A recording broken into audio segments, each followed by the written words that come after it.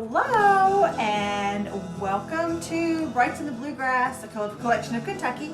So today's project is going to be a beautiful Scarlett Tanager, and we're actually going to be doing a mixed media project on this. It's going to have watercolor and a little bit of oil pastel. So the first thing that we're going to do to get started is to tell a little bit about the why we're doing a Scarlett Tanager. Now, when I first started thinking about doing this project, I was thinking, okay, so we love Kentucky birds, and we all know about most of the Kentucky birds. We know about the robin, the American robin. We know about the eastern bluebird.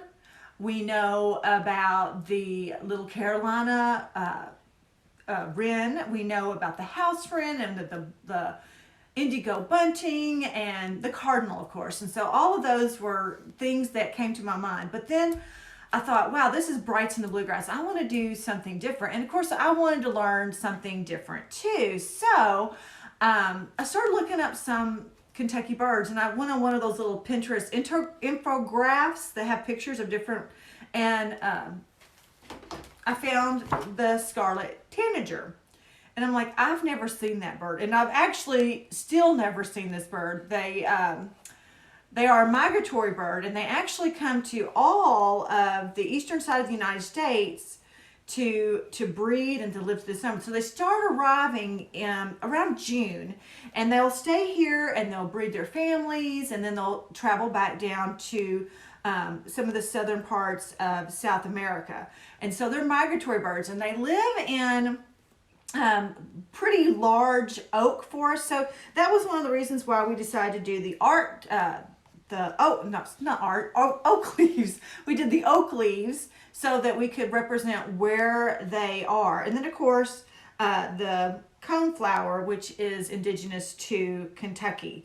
So I'm still on the lookout for these. We're recording and it's still May, but now and if you're looking for one too this summer, they stay higher in the treetops. So if you're going to look for them up high in the canopy part of the trees in Kentucky, because they don't come down low. So kind of elusive, but nonetheless, if this is Brights in the Bluegrass, this is a beautiful, beautiful example of a bird. And I thought it might be one that you're not familiar with, because it was just when I was looking through there, and it was like right at the top, and I thought, wow, I've never even seen one of these. So anyways, that's why we're doing this beautiful bird. So the first thing that we're going to do is we're going to get started with our drawings. Okay, now I have given you a copy of the bird, and of course, if you're very, very uncomfortable drawing, you can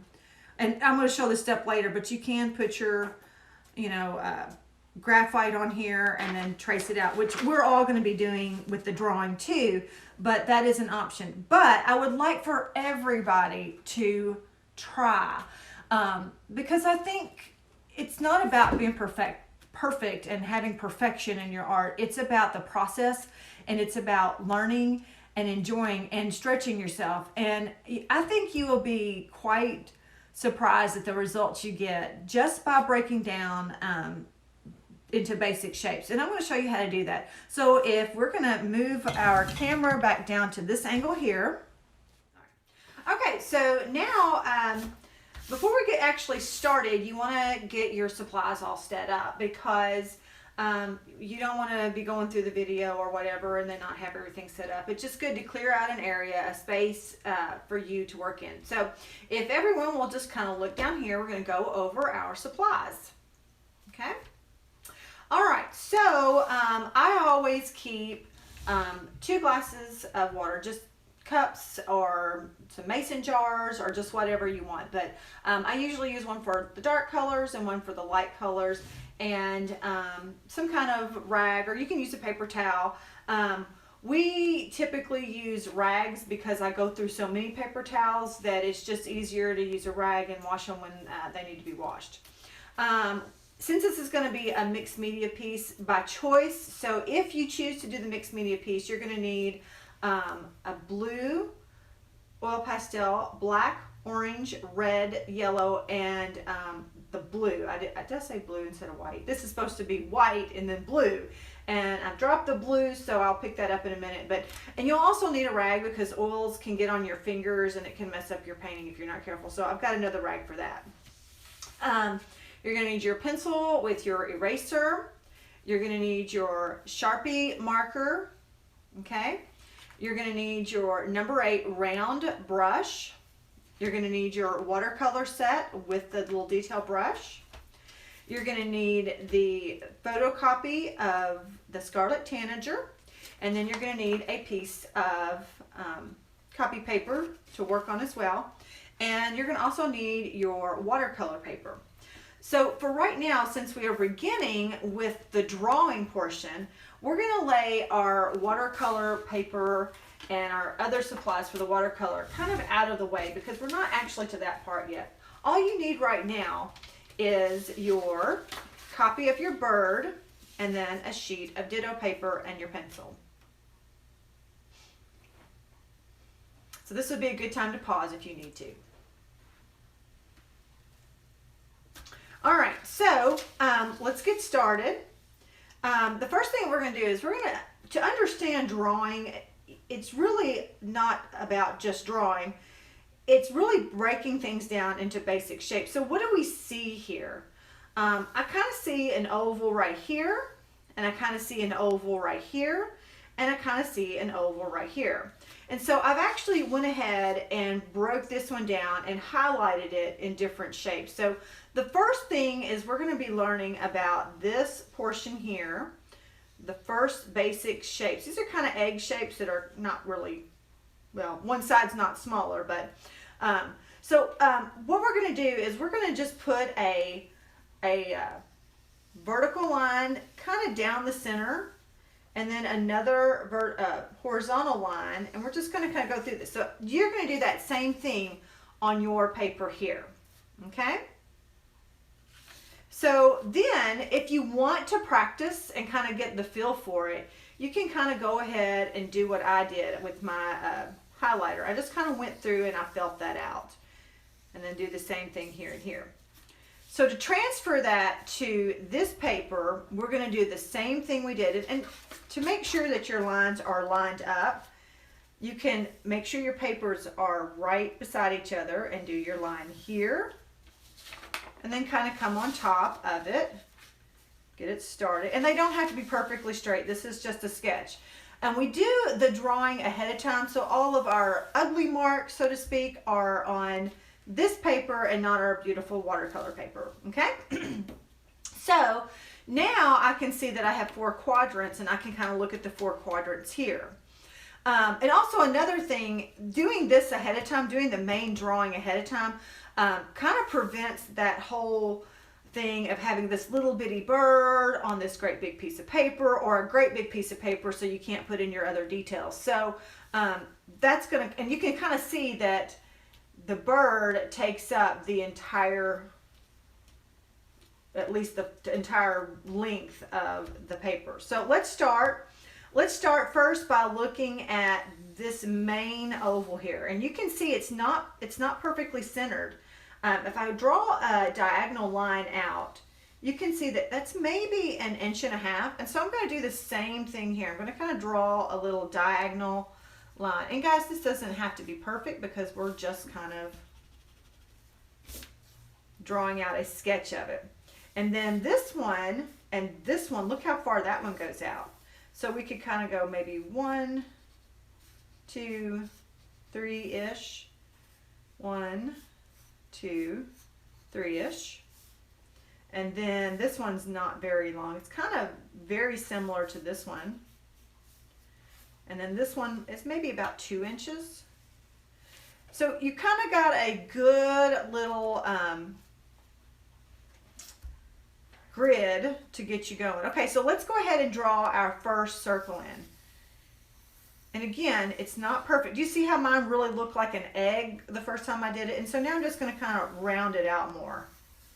All right, and that's fine right there. So now we're going to look at the head. And if I look here at the head, it's maybe about 1.25 inches over. See that line there? And then the first touch point is like right there. So I'm going to do the same thing. I'll go over here, and then here's my touch point. And we're just going to do, now look here. This egg is not going this way. It's more going this way. So what we're going to do is we're going to put the head right here. Here's our first touch point, okay? So we're going to angle the head more at this type right here.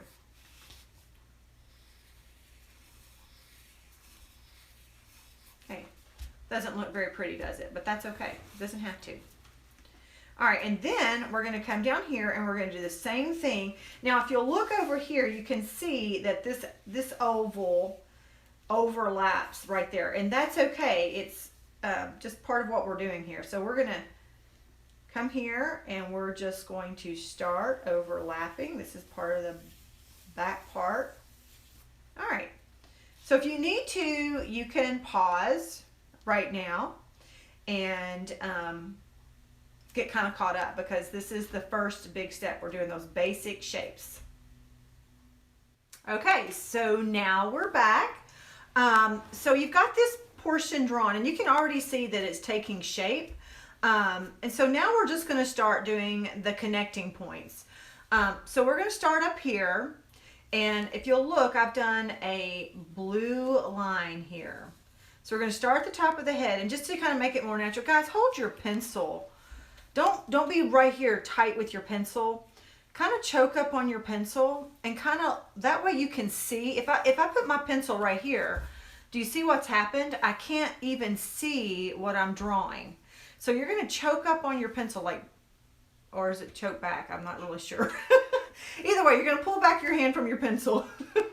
So we're going to start here, and we're going to kind of draw. See, now I can see what I'm looking at. So we're going to take this line and we're going to pull it in. See how there's like a little curve here? And I'll try to make that a little bit darker so that you can see what we're doing. It might even need to be a little bit more rounded. You'll see when you're doing it what needs to happen. Okay? So you can go ahead and do that.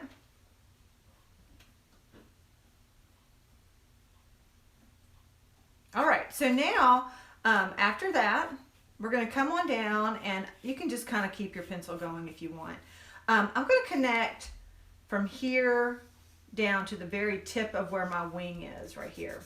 Okay, so just kind of follow that line, and we're going to go down and kind of connect right there.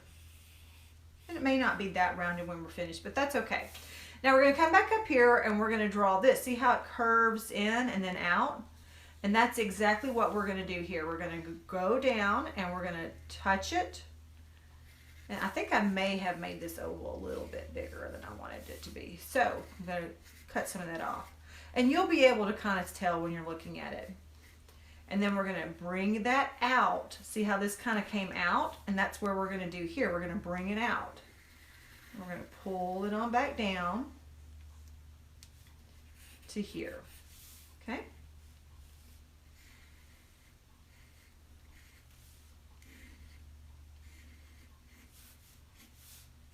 And just take a few minutes and kind of get caught back up where you want to be. Trying to get this pack on mine so you can kind of work on yours while I'm working on mine.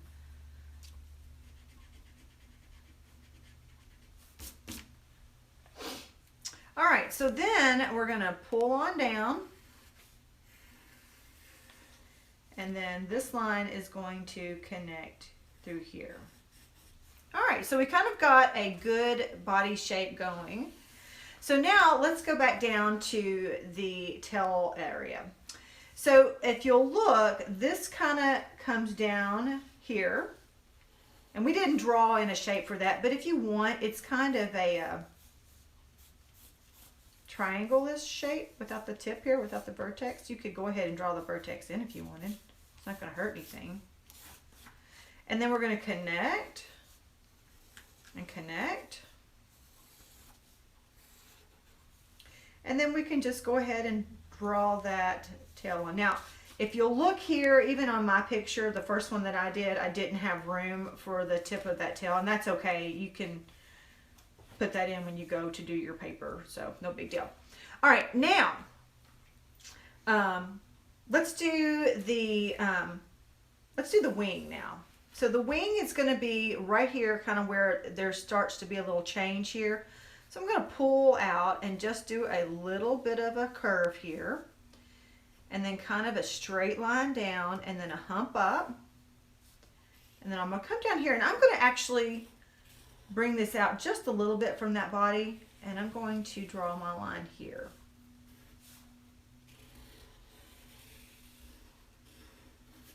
Like that.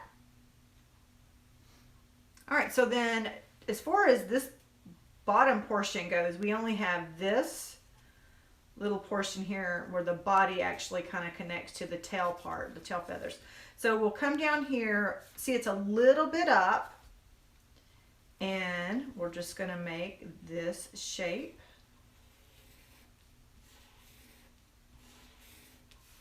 Okay. And just to let you know, this is one picture, but this method can apply to any picture that you want to do. Let's pretend that you love squirrels and you want to draw a picture of a squirrel. You can take a picture of a squirrel in a magazine, or you can have your parents print you off one, or you can print one off yourself, and you can just print it out and then just kind of start going over and looking for basic shapes. Look for circles, look for ovals, look for triangles, squares, whatever those shapes are. And once you get those basic shapes in, and then you just connect the points, you're going to find that your drawing skills are just going to increase exponentially pretty quick, because drawing is really not about having some natural talent. It's really about seeing the shapes that are already there and then just connecting those points.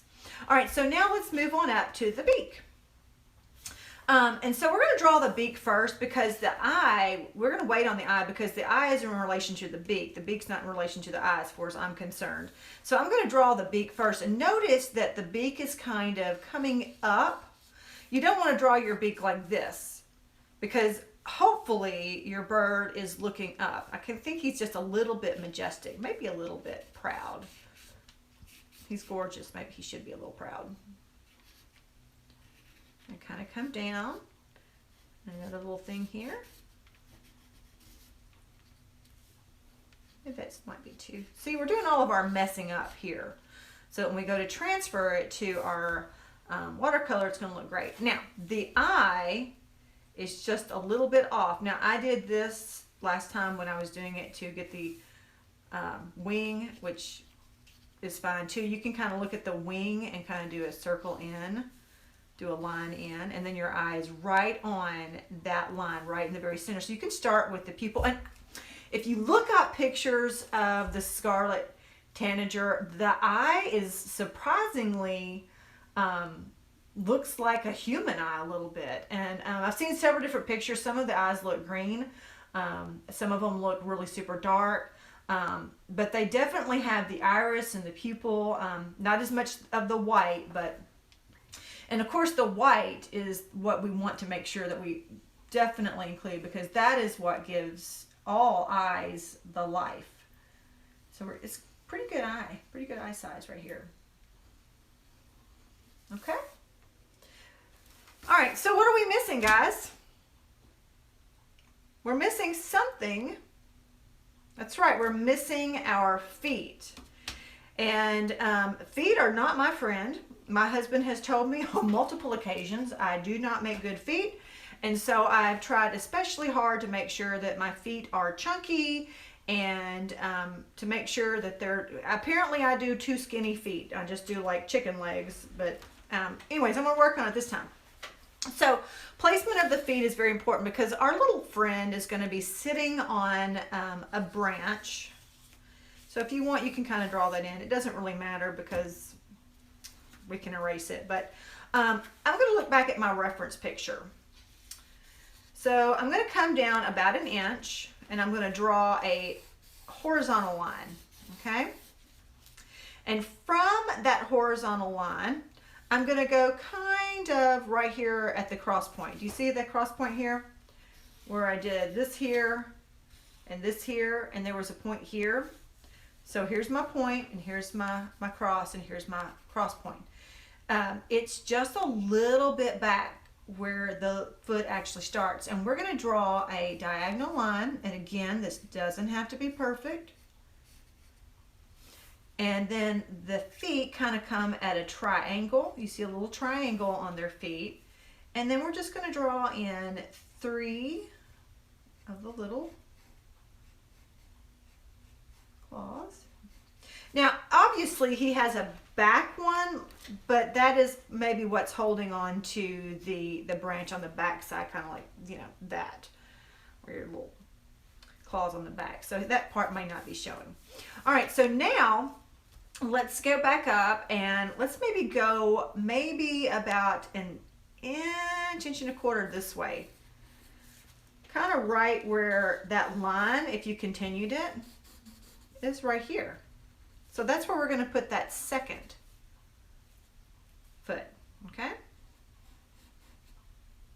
Now draw a little curve, and then we're going to bring this one out. This is going to be more rounded.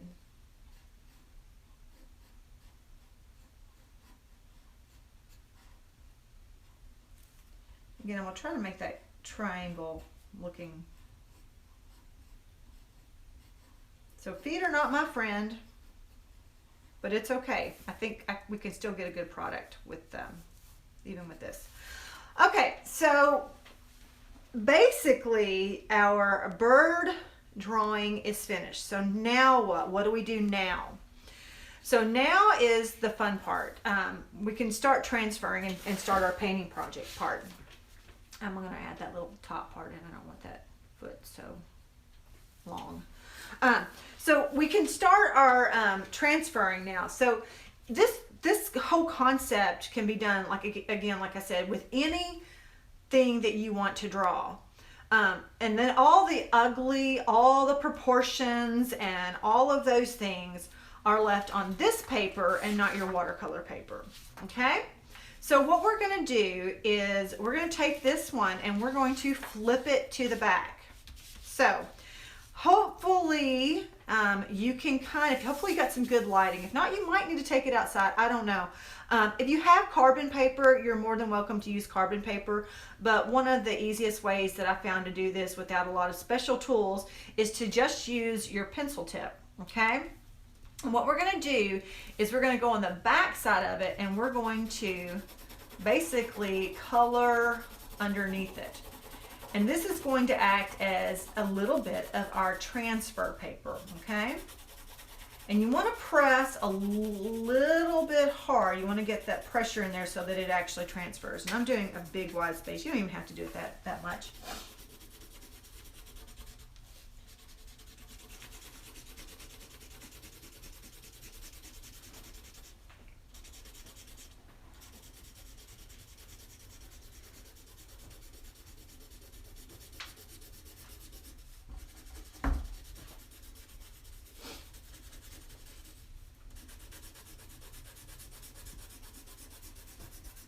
Can see where the outline of my wing is.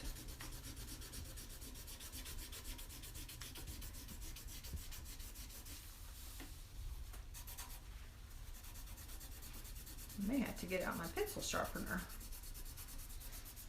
It's getting kind of, no, what am I missing here? Maybe my feet. I got my feet.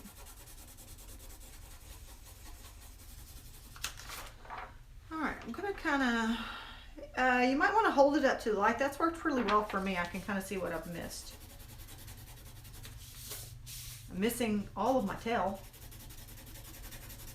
portion of the bird.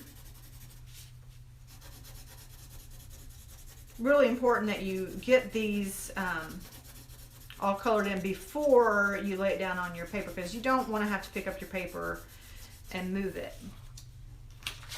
So again, just kind of, I'm holding up mine to the light and I can see.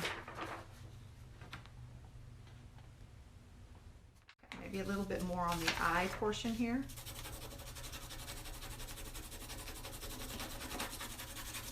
And then maybe even go over it a little bit more.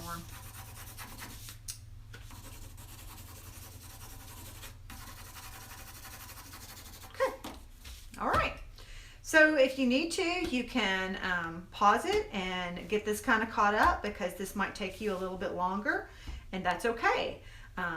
You know, a good quality art project does not happen super quickly. It does take time, and it is a process. So give yourself the time to go through this. Okay, so we're back, and hopefully by this point you've got your bird drawn, and then the graphite pencil has been transferred to the back. So now you're going to need your, look, it's funny, it's already on my paper down here. You're going to need your watercolor paper. We're going to go ahead and set up our watercolor supplies. So when you get your watercolor paper out, there are two sides. One side, if you'll look at it, is super, super smooth. And then the other side has a little bit of a texture. And you might need to look in the light to see which one I'm talking about. But you want the one that has the more texture. That's the side that you want to use for your watercolor, okay? So we're going to put that horizontal. That means it's going to be going up and down. This is landscape. This is horizontal, okay? So we want a horizontal. This picture is on a 11 by 15. Now, frames come in 11 by 14. So I've actually, in my head, I know that the top inch where the oak leaves are can be kind of, and of course your paper hopefully is not ripped. Mine is, but it's still going to be usable. So that first little part will be, you know, if you want to cut it off, if you want to frame it. So we try to make everything standard size so you can get frames for them, because they're, you know, this stuff is just absolutely beautiful framed, and it takes everything up a notch, you know. So anyways, get your paper out. So now if everyone will look down here, I'm going to show you what we're going to do. All right, are we there? Okay, so this is not the side you want to do. You want to take your bird and you want to put it on this side, okay? And let's look at our reference picture. You want to kind of make sure that the first 4 or 5 inches up here are not where the bird's head is. As a matter of fact, you want to make sure that the tip of that bottom part of the tail wing is just maybe 1/4 of an inch. Not really, well, that's probably almost 1/2 inch, about 1/2 inch up. So you really want to make sure that the bird is further down the pictures, because you've got to make room for all of your flowers and your oak leaves, okay? All right, so let's kind of put it down here, because remember I have to draw that tail back in, okay? And I want to make sure that I have room for my flowers, so it's going to be here-ish. Got room for my oak leaves here, my oak leaves of this part. Kind of get it centered where you want it, okay? And the best advice I can give you is, if you have painter's tape, to take a small piece of painter's tape and put it at the very, very top, okay? So if you'll give me just a second, I'm gonna get that and show you exactly what I'm talking about. You can use Scotch tape and masking tape, but you've got to be really careful that that tape doesn't pull your paper when you're finished, or tear your paper. Painter's tape is best, but if you do use Scotch tape or masking tape, don't press it down super hard, because you want to be able to very carefully pull that off. So I'm just going to tape this down, okay? So part of it is on my watercolor paper, and part of it is on my bird. And the reason that you do that is because when you're tracing, especially when everything looks the exact same, you're not going to be able to tell sometimes what you've traced and what you haven't traced. So then you can take your paper and you can easily lift it up and see if you're missing parts. So that's good for any project that you do.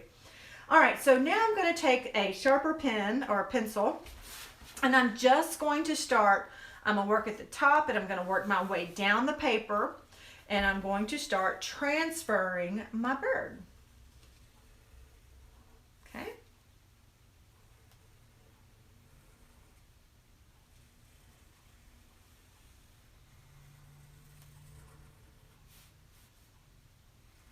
And don't go over all of the basic shapes that you did. Those are not a part of your drawing anymore. Those were just to get you started.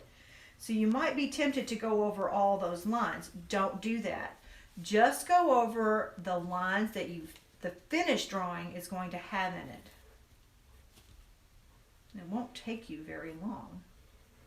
Okay? So now I'm going to lift it up and show you what I'm talking about. See how that worked? But immediately you can tell that I am missing my feet. Okay? So I'm just going to put that right back down, and I'm going to draw in my feet. Now, had I not put the tape on there, if I moved my ditto paper away, it would be very hard to get that line back up. That's why taping it down is a really good way to prevent having to move your paper and trying to have to line it back up when it's not always easy to do. Okay?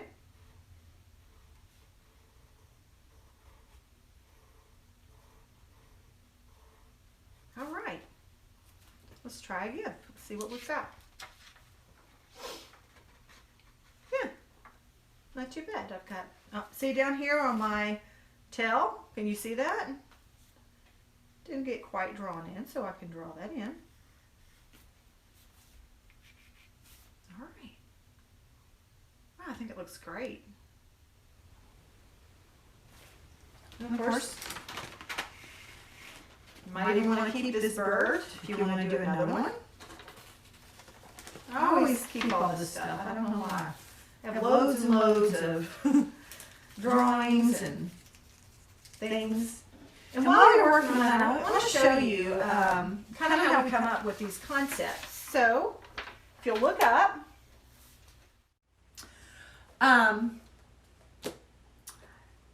usually start with a concept.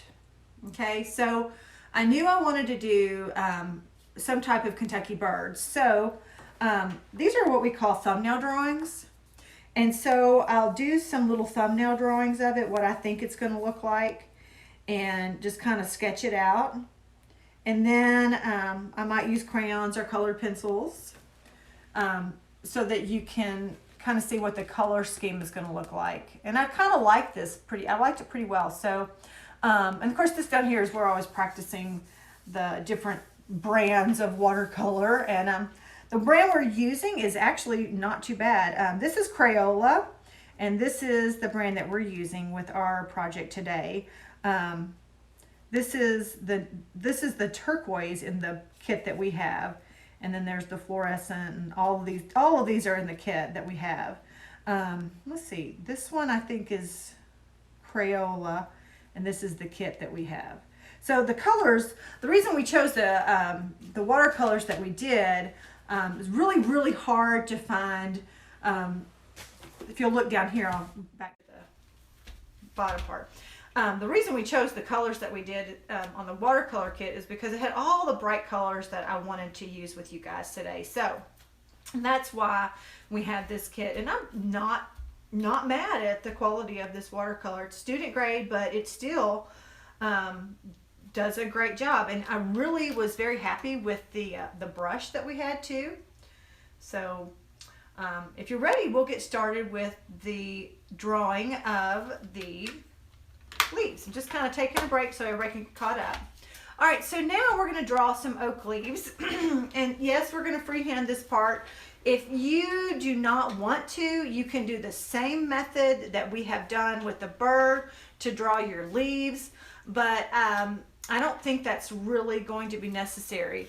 On our leaves, just look at this. We've just got 1, 2, 3.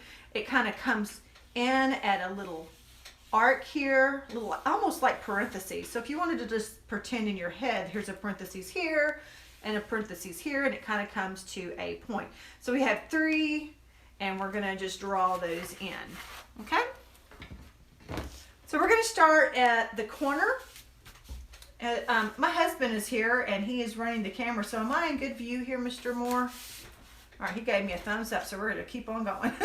All right, so that first leaf is, we'll just draw the little stem of the leaf. And again, pull back on your pencil so you can actually see what you're drawing. And just start doing some little curves. Like this. That's not perfect. I don't particularly love it, but I don't hate it, and it's not really worth erasing, so I'm not going to erase.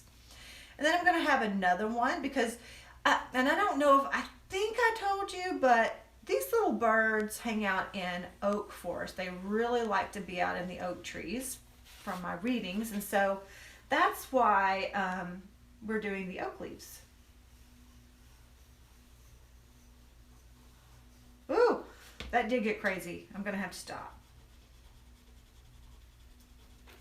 You may need to turn your paper sometimes, and that's okay. I was trying to avoid that since we're on camera, but sometimes it just is what it is. See, that's so much easier to draw it like that. So I've got my 3 oak leaves here. Okay. Get those drawn. You may need to pause. Okay, so now before I can draw the leaves at the bottom right here, I want to make sure that I draw in my branch first. So I want to make sure that he's kind of looks like he's actually on the branch. So I'm going to kind of come here and draw that in. Don't forget to do in between his little claws.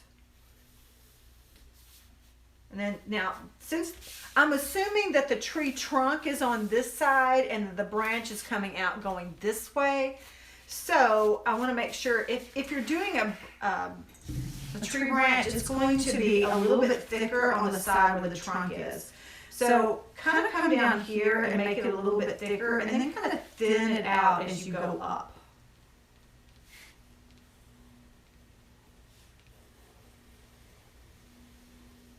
Like that.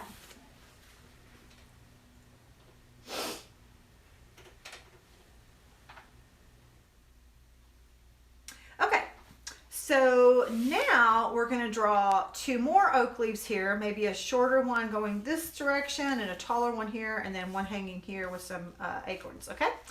I think I'm going to turn my paper, actually I'm not going to turn my paper, I think I'm going to draw a line to kind of show where I want to put my oak leaves, okay? This will kind of keep me, there we go.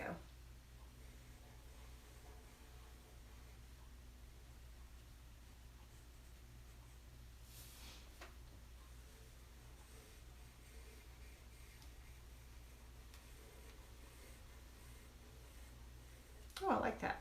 That one turned out pretty nice. Then we're going to draw another one. Let's say it's right here. I think drawing that middle line is really helping. Okay. And then we're going to have a couple of acorns.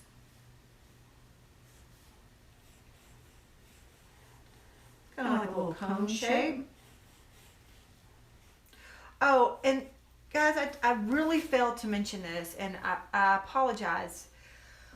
But when you're drawing, and if you've been with us at all, you know that the tip of your pencil should never be super, super sharp. As a matter of fact, if it is super, super sharp, take a few minutes and take another piece of paper and dull it up some. Because what happens when your pencil is super, super sharp is that the pressure that you put down can actually indent your paper, and then when you go to erase it, you just can't because you've actually indented on your paper. So when you're drawing these, I don't know if you can tell, I kind of sketched that out, but I've been doing this a long time, so I know that there's not a lot of pressure there. So when I go to erase it, it's going to erase just fine.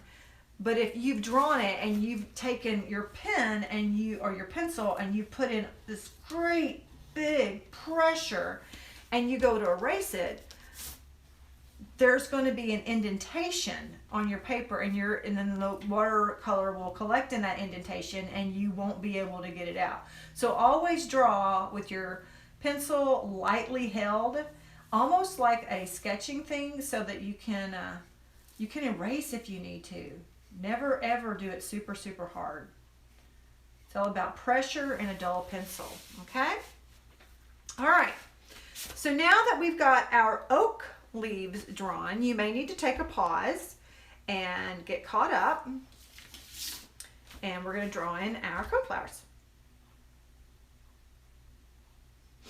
All right, so now we're going to do our coneflowers, and depending on which order you've done the projects in, you may have already drawn the coneflowers, but you may not have. So we're going to be doing our coneflowers, and they kind of have a little bit of a bell shape. Kind of make a little smiley face and very lightly go ahead and draw it toward where this one's going this way. The last thing you want to do is have every single flower going exactly the same direction.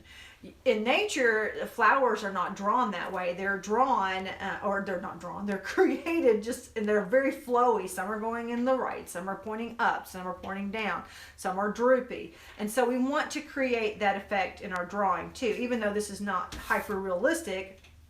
And you may not even see coneflowers with the oak tree, but that's not the point. The point is to create a composition that is pleasing and fun and creative.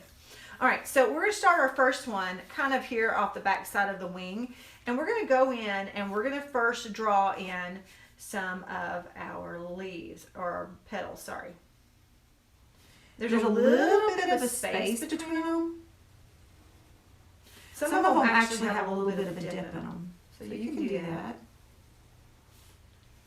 Again, we're not looking for perfection. Now, as we go back up, some of these are going to be a little bit shorter because we're seeing the front side, but this is actually curved around towards the back.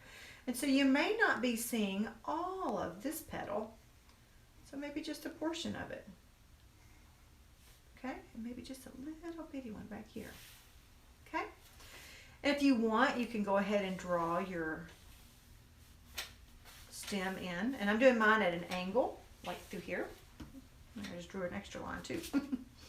All right, let's do another one. Let's do one maybe here. And your paper is going to look a little bit different than mine, so you're going to have to figure out where you want yours to go. I want mine to this one. I want the coneflower kind of facing the opposite direction, maybe going a little bit more towards the right. So I'm going to start with the cone part of the coneflower. And then we're going to draw it in. He's a little bit smaller of a fella. Maybe not quite as developed as the first guy.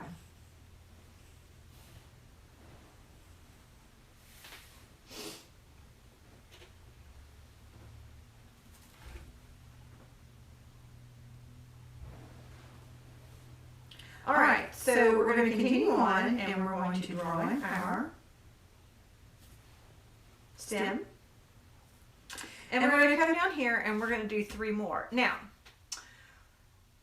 one of the reasons why we did 3 leaves and 3 leaves is because we want to make sure that we do those objects in odd numbers. For whatever reason, odd numbers just look better together. So we're going to do 3 more down here. So let's start with one that let's kind of go ahead and pull him up to this portion up here. Okay, and again, draw very lightly, guys. Because if you mess up and you don't like something you've done, then you can erase it and start over, no problem. Okay. I'm going to just go ahead and draw my stem in. I'm going to come down here. We're going to draw another little dude. Yeah, he's just not going to be as big, but that's okay.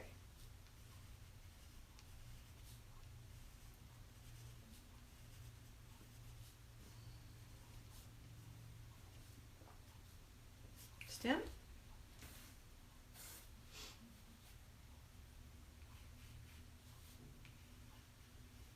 This one might go up into my branch a little bit. Kind of like that.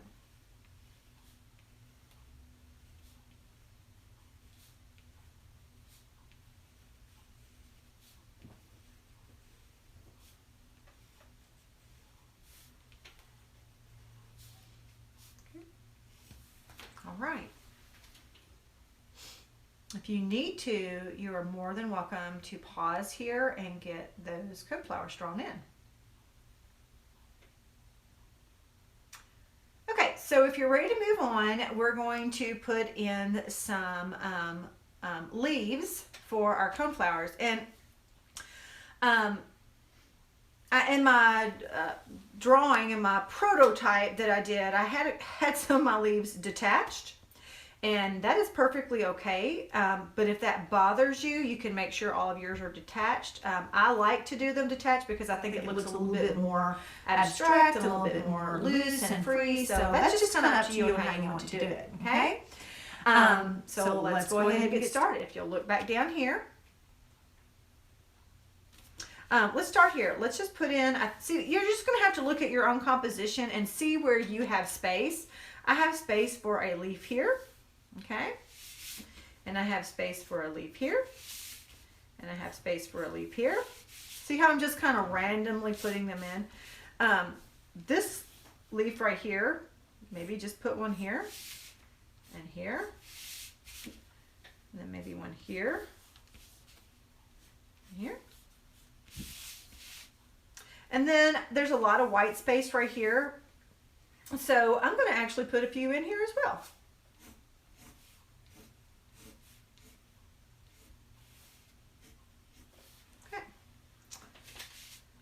Let's see, anything else? Might put one more, as if there was a flower here. So I'll put it, maybe one there, just like it's kind of coming off the page. All right. So I think we're in pretty good shape as far as our composition is concerned. So our next step is to do the Sharpie marker. This process is actually called a line and wash. And so we're going to be actually tracing over all of the pencil lines that we've drawn, and then we'll be using our eraser to erase them before we actually paint. So let's start at the top and work our way down. Now the reason we do that is because if you start at the bottom and your hand is resting on the paper, as you move up, you could possibly be smudging. So we want to start here. Okay, am I in you, Mr. Moore? All right, he's giving me a thumbs up. So we're going to start here, and we're just going to trace. Now you may feel like you have a little bit more tighter of a grip on this one, and that's okay. So what we're doing now is we're just tracing those lines. Now we didn't draw the stem in here. I'm going to show you something. I'm going to draw in that main vein there, but I'm not going to draw it perfectly straight. I'm actually going to put some light pressure on it, and I'm going to skip a little bit, okay? That's just to kind of keep it from being so uptight, and I might put in a few black lines, not a lot, okay? Same thing here.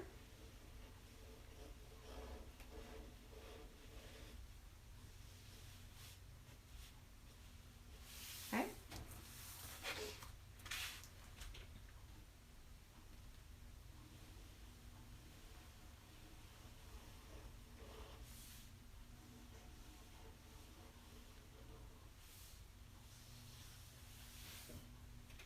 I like the way that looks.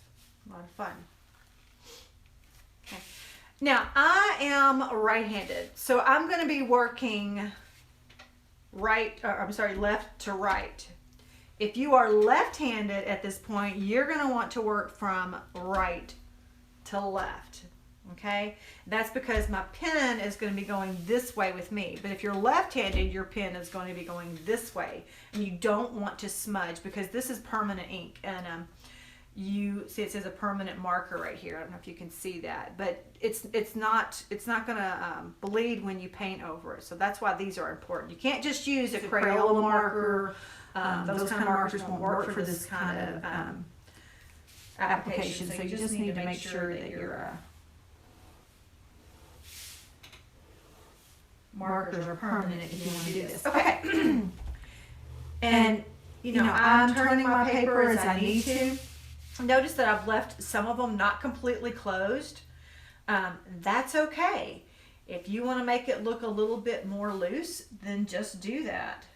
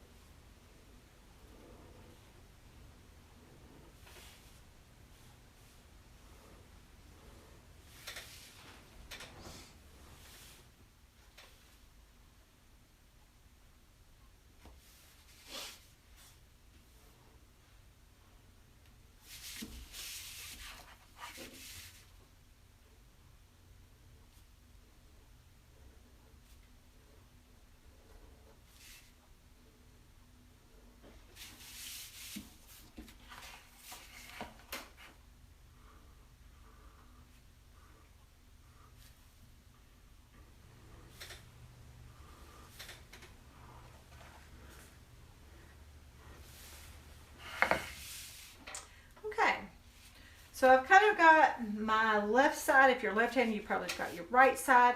I'm going to go ahead and do the bird because that's the next object that's coming. And guys, don't feel like you have to keep your paper straight on. If you need to, turn your paper so that your pencil will flow better. Look here, if I do it like this, that's kind of a natural flow. But if I turn my paper exactly straight, then I'm having to it's not as natural for me. I'm having to move in an awkward way. So you can turn your paper to whatever way will suit you best. And so this way I can actually see what I'm doing and just and I want you to notice, I didn't use my wrist so much as I used, and I just kind of put my pen down and then I just pulled. See how I didn't move my wrist at all. I just pulled my arm down. And that will give you a smoother line. Okay?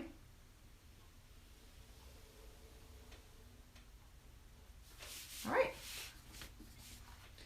My water keeps getting in the way. I have to move it out some. Okay. So now I'm just going to come do the same thing at the bottom. Pulling towards me. And then I'll do the same thing here. I'm just going to pull down. Skipping a little spot. Don't forget to skip that little portion right there where his leg is. Okay. And I'm going to go ahead and draw in my beautiful little bird's eye. Like literally the other day we were sitting out back at our house and I saw this little bird in the tree line. And I thought it was a Scarlett Tanager, and I got so excited. I was like a little kid because, again, I've never seen one, and that's my goal this summer is to find one of these in Kentucky. And so I've got my binoculars out like a nerd, and I went out there to look, and it was a cardinal. It was a baby cardinal. It was beautiful. So anyways, we're going to continue on, and we're working again down here from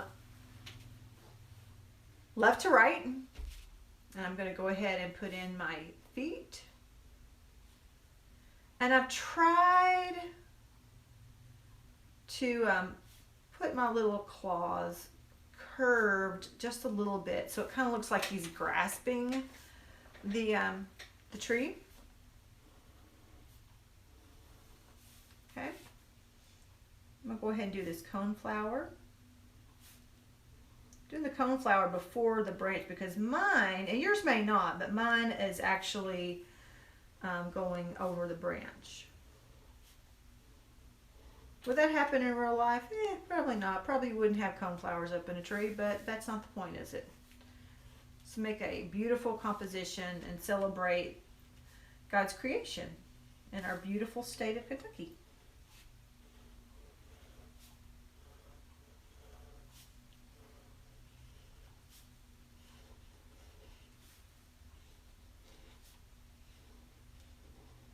All right.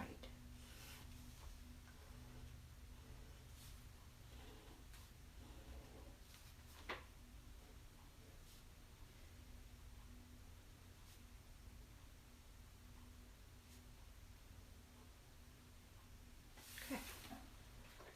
How you doing, guys?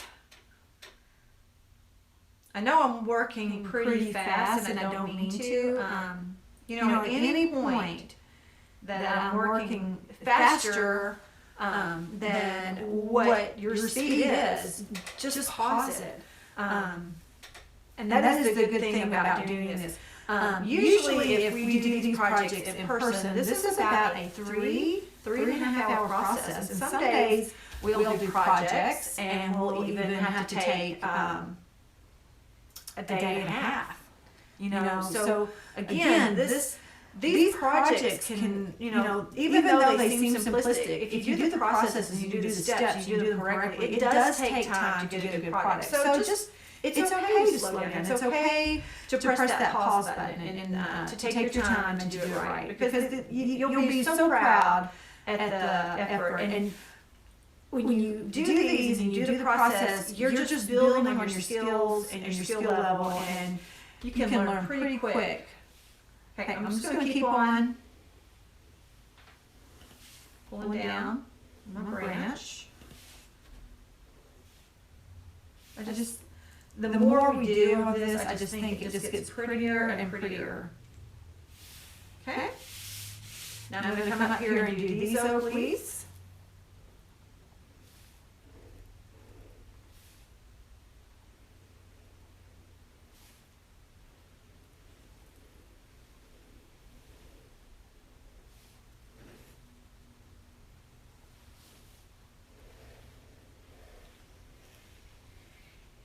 You're probably saying, you're not really following those lines.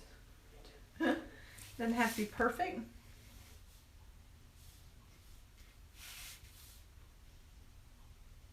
Okay.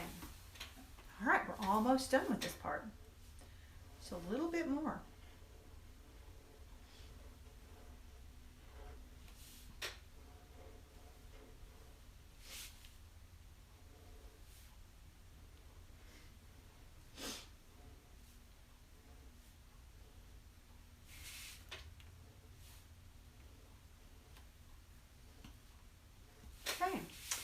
Just a few more leaves and one more cone flower.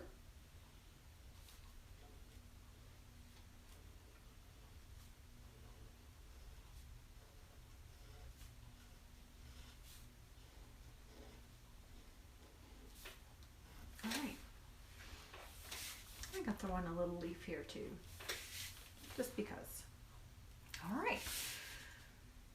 We are almost ready to paint. A lot of prep work goes into these.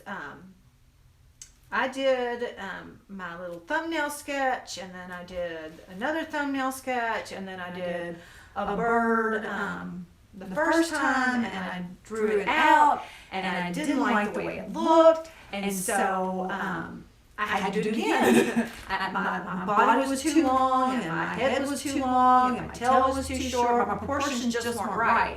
And that's okay, because you can look at your own project and you go, yeah, I like the way that looks. Or no, I can tell that there's something wrong. And when you see that there's something that's wrong with it, just kind of go back to the drawing board and you can assess and you can go, oh, well, if I'm looking at my reference picture over here, the head wasn't quite that long or quite that skinny, or the body wasn't that short. So just kind of look at it and make adjustments, because when it's all said and done, you want to come out with a pretty project. So if you take a couple extra steps to get your composition the way you want to, that is perfectly fine. So I'm going to go ahead and put the lid back on my marker, and make sure, I always tell my kids at school, make sure you hear that click, because that's going to keep your marker from drying out. If you don't hear that click, it's not going to be airtight and your tip of your marker will dry out. So that's important. All right, next step. Let's look back down here. All right, so you've got this beautiful little eraser, and now we're going to take the eraser, we're going to put it on the side, and we're going to start, and we're just going to start erasing. And actually, I don't know, I might even do it this way. It's not a bad eraser. Does a really good job. This part gets a little bit messy. Just leave all of those little eraser pieces, I don't even know what they're called. Leave it on your paper until the end, and then you can take all of that. Your parents will appreciate it. You will appreciate it if that does not get on the floor. Erase all those little marks that you made with your pencil. This may take a little bit too, but you want those erased so that when you go to paint, you don't see those lines. And since I did my pencil points, my pencil drawings super light, they're coming right off. It's not going to hurt my painting in any way. And you can even go over where you did the transfer. It won't be as dark, but it's still there.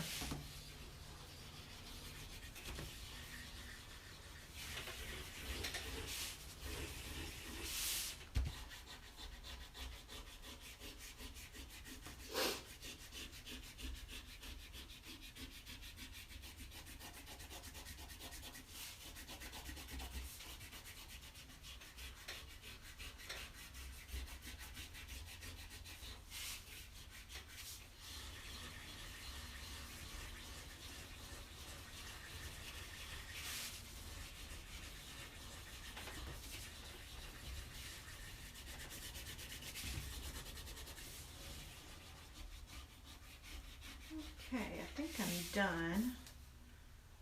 Got this oak leaf. You really want to check. You might even have somebody else look for you just to make sure you've got everything erased. Because it's really, if you put down colors really well, you're just not going to be able to go back and erase from that color. So it's important that you get this part done before you start painting.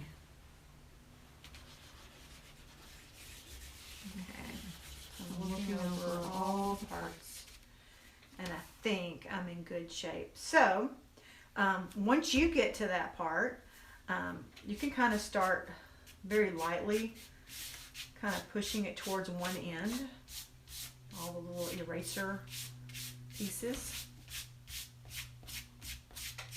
Not gonna hurt anything. Just make sure your hands are clean.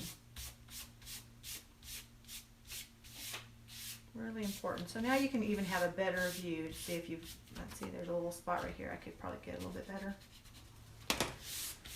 Okay. Then once you get it to one end, kind of put it towards the middle here. And then just take a little second and take that to the garbage can. So you don't have it all over your house and then it doesn't get stuck in your, so give me just a second. I'm going to go put this in my garbage can.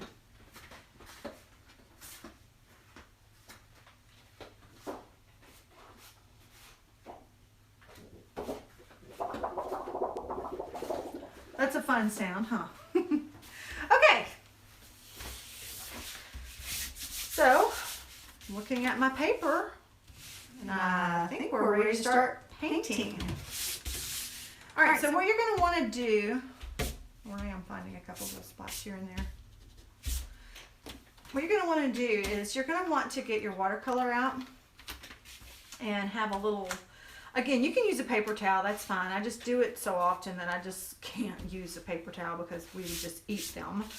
You're going to want to have two, one is fine, two is better. Two things to dip your brush in. Now, when we do acrylics, we usually work from darker and then we add and build up the lighter colors.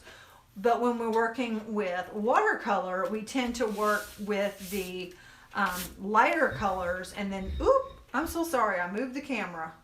I'm going to wait till I get a thumbs up to go on. Are we good, Mr. Moore? He's giving me a thumbs up, so we're going to go on.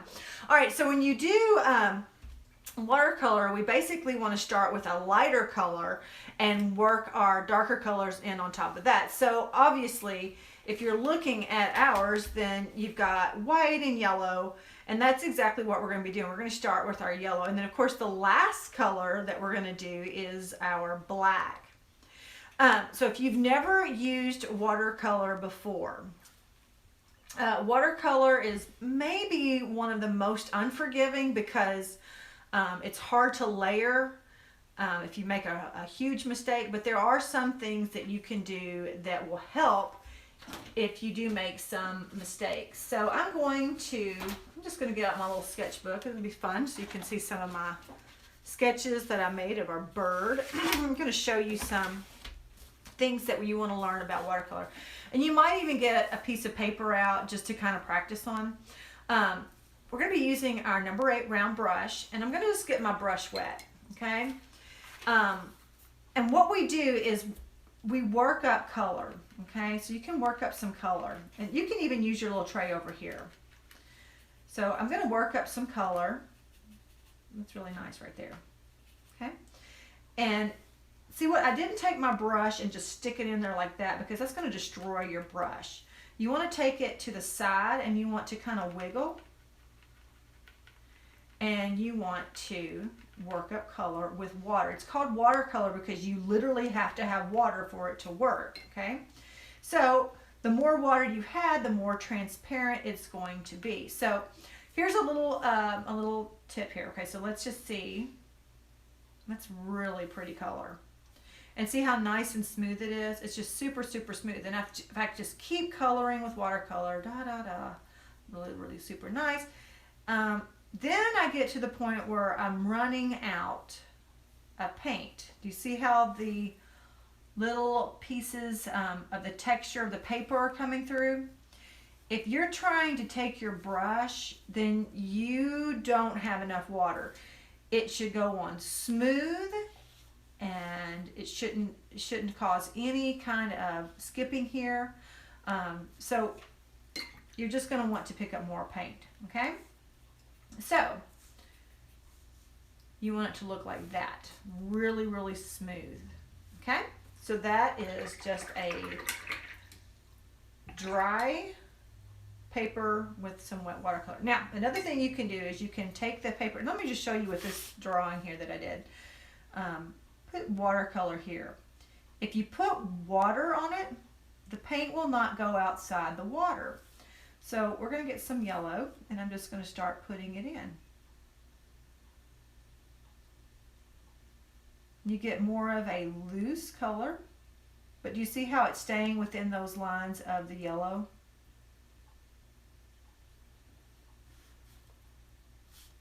Super, super nice, super easy. It's so much fun. I love watercolor.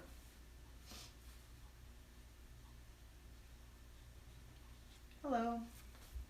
Okay, so one more thing I'm going to show you is that you can also create and mix colors on your palette.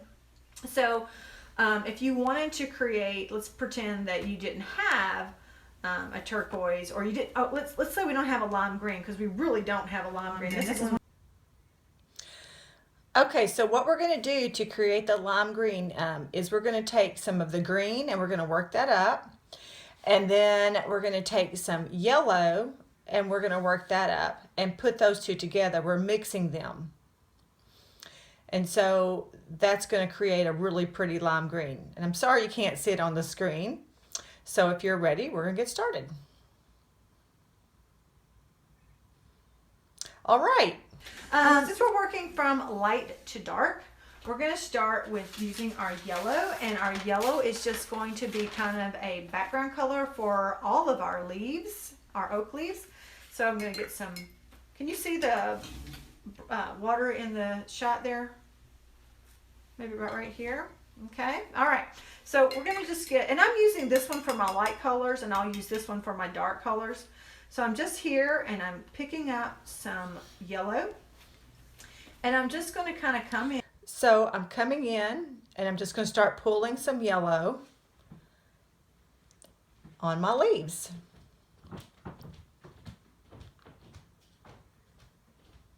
Very loose and fun. And we're not stressing, and we're just putting in some little dabs of yellow. Okay, pick up a little bit of water and work it up. And it should be flowing really smooth. If it's not, you probably need to add a little bit more water or work up a little bit more pigment on your pan. So now, while you've got yellow watercolor on your brush, we're going to work it up again. And you can just put it in the little lid there. Just putting yellow over on the lid. You're getting water and watercolor mixed in together.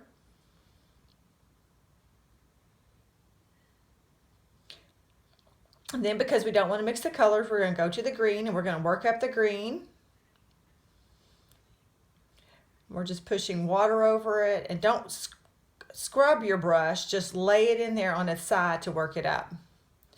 And then we mix those together, and it creates this beautiful lime green. It's so pretty. Woo-hoo. Okay, so now we're going to take this lime green that's mixed up, and we're going to do half of our leaves. So I'm going to pretend that the light is coming from the upper right-hand corner. So the upper top of our leaves are going to be the lighter color. And you can turn your paper to make it easier and more convenient.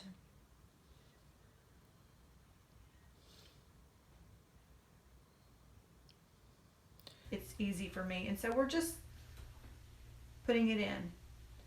And guys, you do not have to make this perfect. This does not have to be like right exactly in the lines. There are white spaces in watercolor, and that is okay.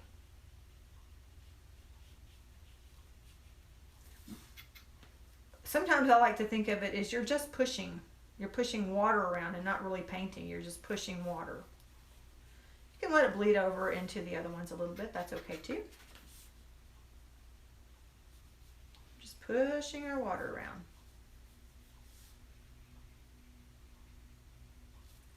And if your color is not coming out and it's too light, then what you've probably done is you've probably added too much water and not enough pigment, the color that's in the pans.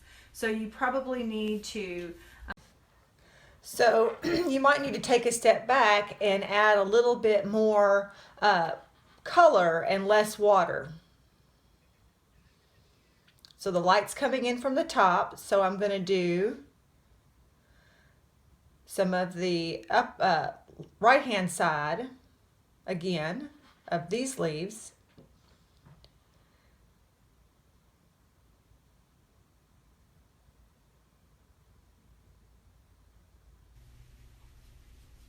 Was probably the hardest part. This is way easier. The painting part to me is way easier than the composition, but you have to lay that groundwork to make it look nice. Okay, look how pretty that already is. Every step we do is just making it more and more beautiful. Okay, at this point I'm going to have to work up some more of that lime green. So I'm going to my yellow and I'm laying it down in my tray.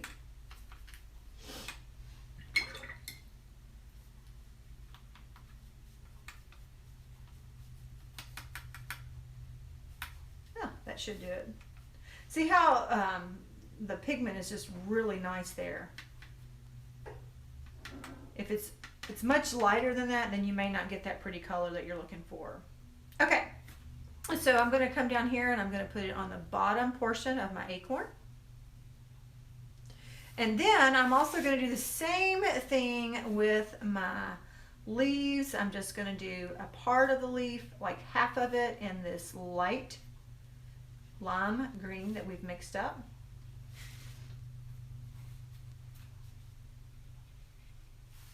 Remember only to do half because you want to have that other layer to come back to in just a minute.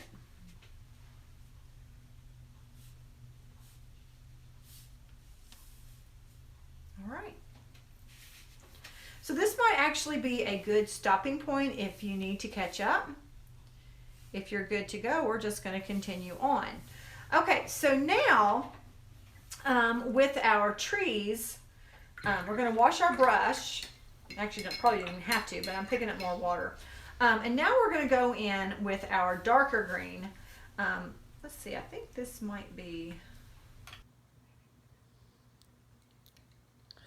I may just have to use it without mixing it.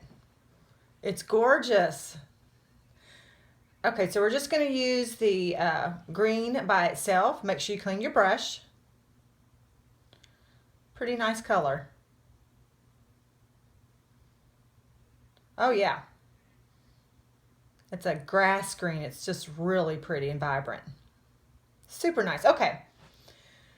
Okay, so let's use this color green. Get it worked up to the side. Get your water and dip, and then take your brush and kind of swirl it around, and then take the water and let it drip into your pan. Okay, so pick it up.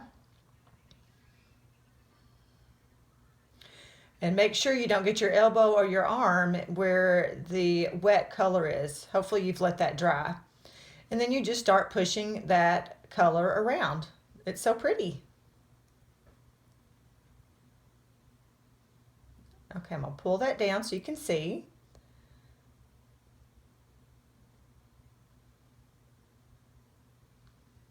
Everything's still a little bit wet. So you might have some of the light green mixed with the dark green, and that's okay. And then might even purposely put some of that green in the lighter lime green.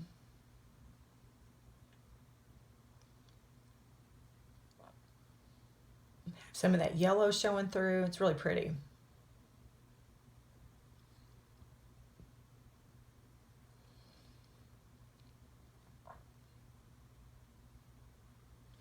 Grab some more and put it in your tray.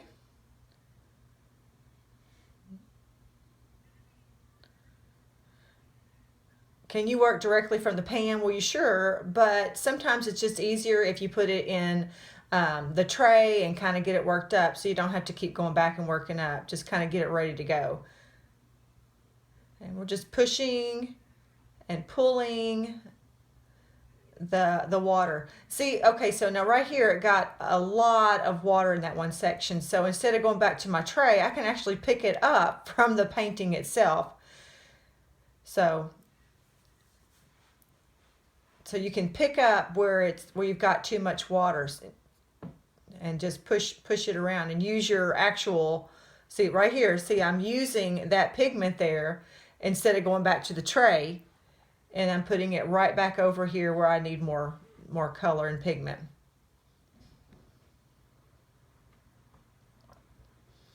Still using it. There was just too much water there, and so now I'm just distributing it around the rest of the picture. And you may not need to do that, but if that does happen, remember you can just use that as your palette. So I went back to the tray again.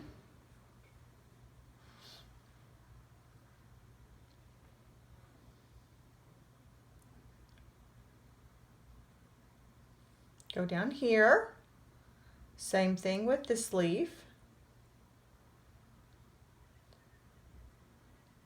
And this one, since it's kind of in the shadows, I'm going to add a little bit more of the darker green to it.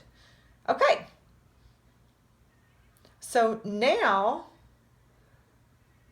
while we have that darker green out, let's go ahead. Our coneflowers. All right.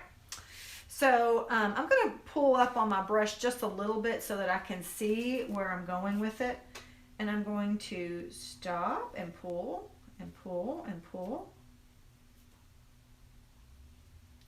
And you do have this little brush here. If you're more comfortable and you don't want your stems quite that thick, which I kind of like because I want them to be seen, you can take this out and you can just use this tip here to put your stems in. But I'm okay with this. So, but if you're a little wary of that, then just use your little more detailed brush, okay? So now at this point, everything is very, very wet, and it's a really good idea to stop, okay? Just stop and let it dry. And so that's what we're going to do. It may take a few minutes.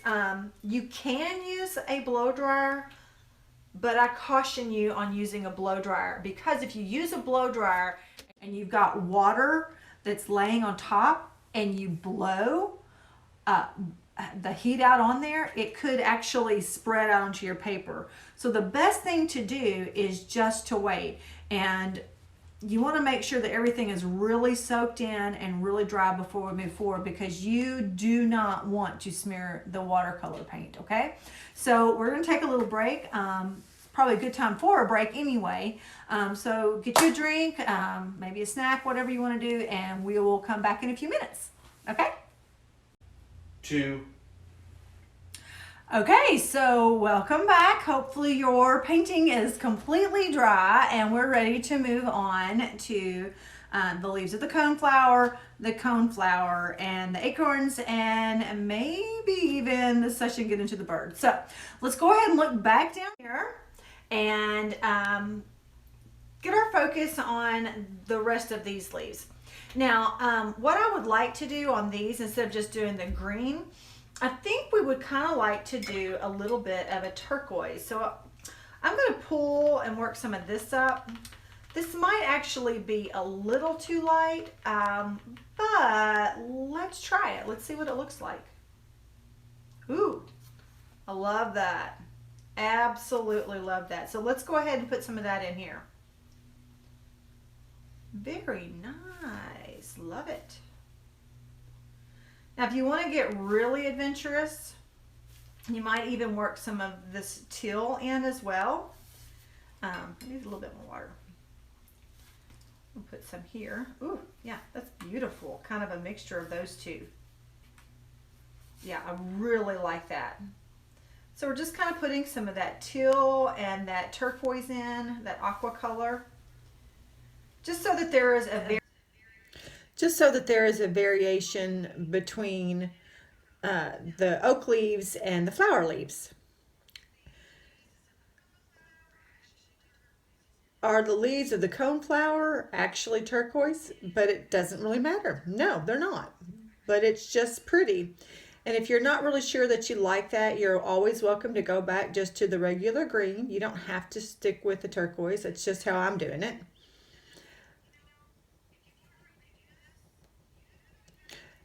And with that said, if you want to come back and do a different flower altogether, you can.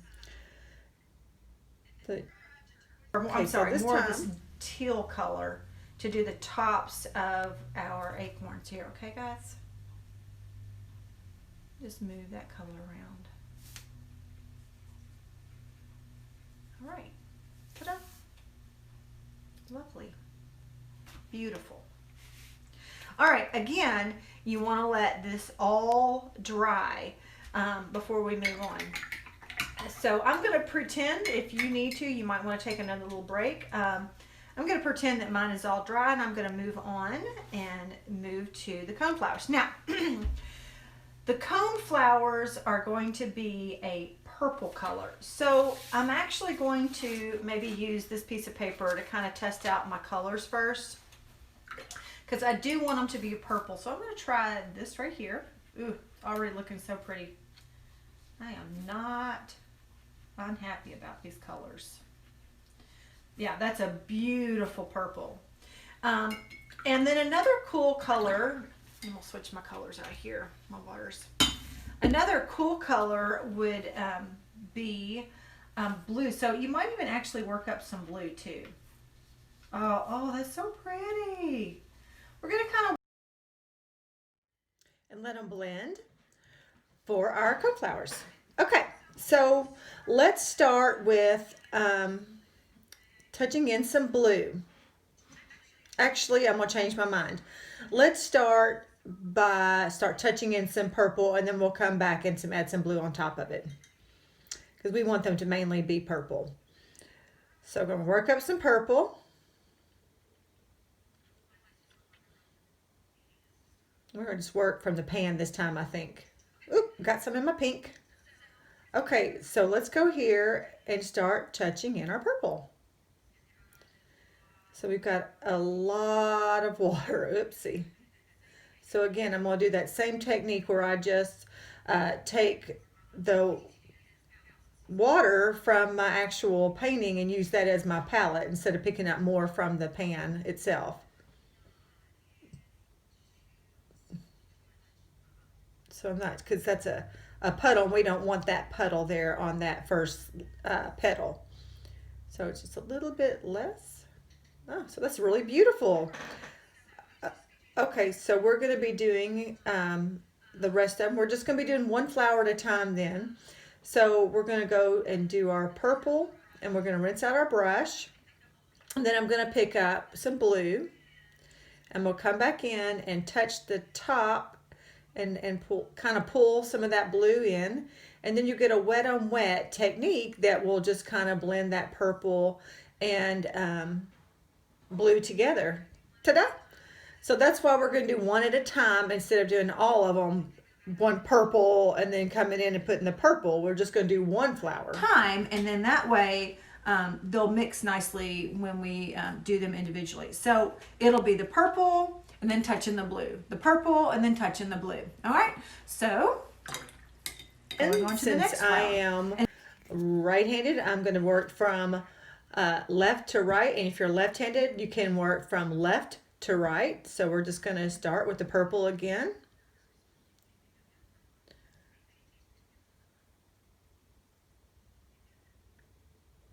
Beautiful purple pigment.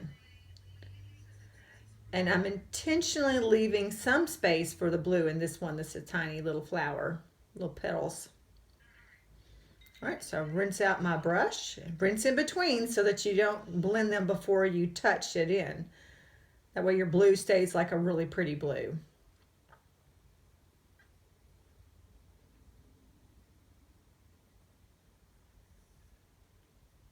It is so pretty. Oop, I forgot that leaf down there. I'll have to come back and fix that. All right, so back to my purple again.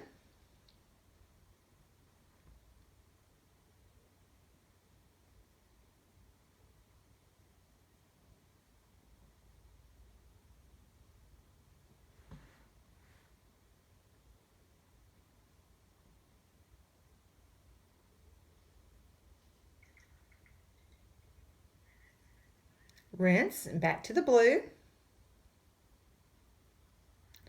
Ooh, that was a lot of blue.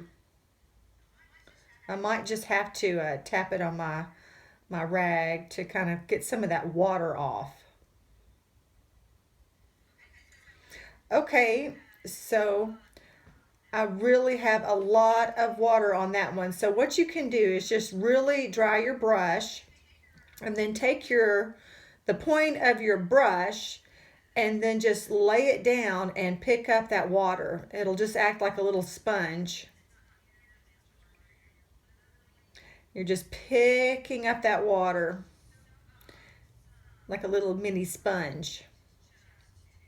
Just too much water. See, you can see that one really lightened up nice for us. And that happens from time to time. Sometimes you just get too much water and you'll want to pick it up.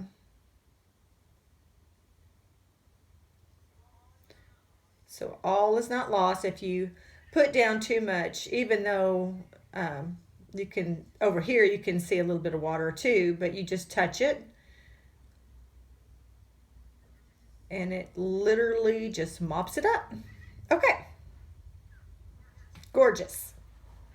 All right, moving on, back to another one. I'm going to work up some more purple. This time I think I'm going to put it in my tray. Are we in the picture, Mr. Moore? Looking good? Yeah, he says we are, so good. Aw, perfect opportunity to show you. All right, so what we're going to do to fix that smudge is we're going to clean off our brush and we're going to get it wet, and then we're going to dry it, and then we're going to start rubbing in the clean water and trying to pick that up. So it's kind of good that this actually happens so that you can see this. If that happens and you smudge it, just get you some clean water on your brush and just go right back over that area that you smudged, and you can pick up almost, if not all, of the color. It's not perfect, but that great big smudge is not there. Just kind of like when you mopped up the extra pigment, you can actually mop up water and pigment that's been smudged. And sometimes you could even just lay it down and like pick it up with that. You could use a paper towel or a rag and then just kind of brush it again, kind of clean it up. And every time you press down, make sure your cloth is completely clean. Okay, so I'm just going to have to go back in and touch up a little bit on that petal now. There you go. You can almost not even tell there was an accident there. And that's what you just do. If something happens, you just start pulling up the color and get it pulled up, and take your paper towel and just blot it up. Don't rub, just press down and pull up. Get a clean spot, press down and pull up. Okay, so we're going to moving on, and we're going to go back to another flower. We're going to try really hard not to get another mess up. So I'm going to work up some more purple again.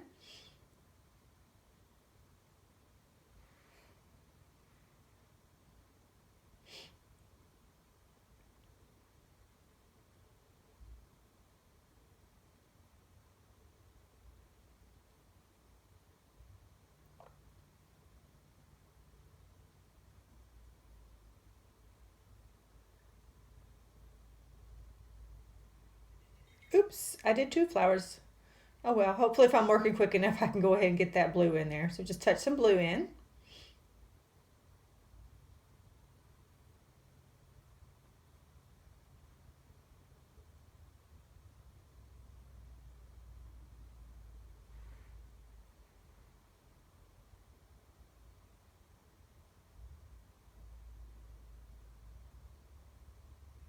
All right. Gorgeous. So pretty. All right. This is a good point to stop and let it dry. So before we completely come back in and stop, I'm gonna go ahead and do that little leaf there. So a good point just to stop and let it dry. It may take, I don't know, maybe 10 minutes. But again, you don't want to have the smudgy on the entire paper like I did on the little section, because that's a whole lot easier to clean up. So just take a few minutes and let it dry, and then we'll be back in just a second. Okay, guys? Thanks.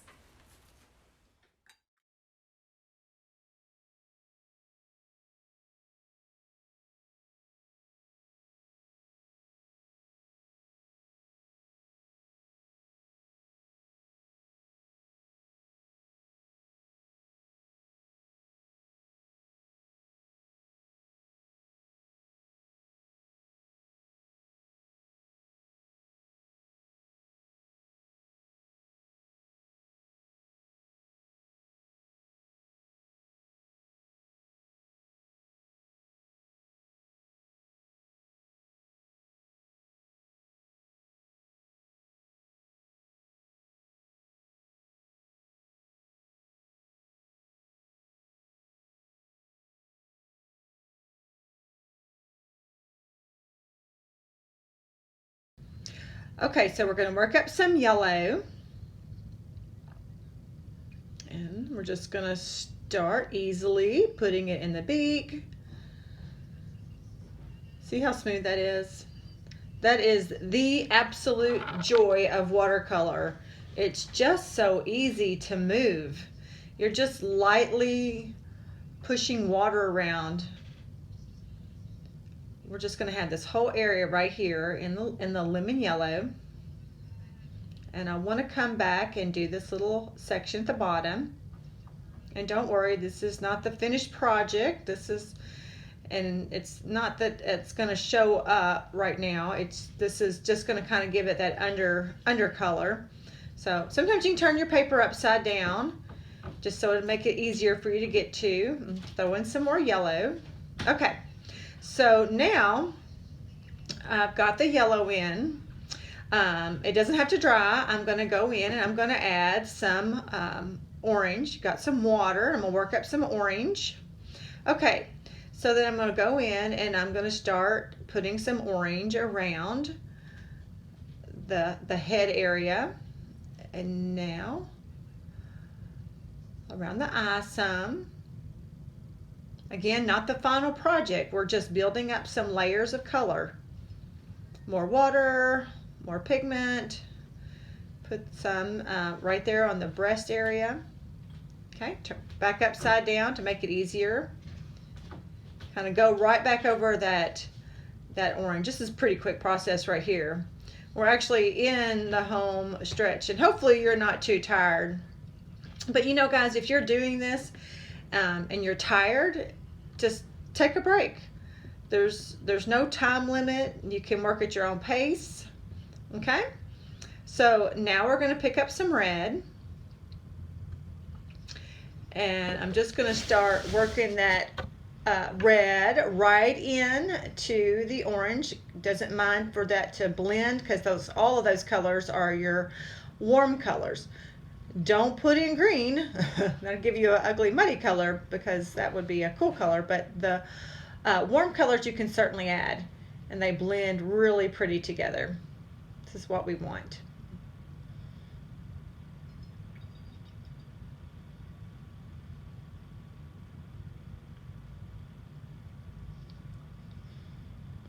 Okay, so a little bit more red around the eye. Maybe a little bit over that back part of the head as well. Okay, looking awesome. Now, at this point, I want to really clean my brush because I want it to just be the bright red. So I've worked up some red, and see the difference here? You want pure red color saturation here. Kind of get some more red and put some red, nice dark red.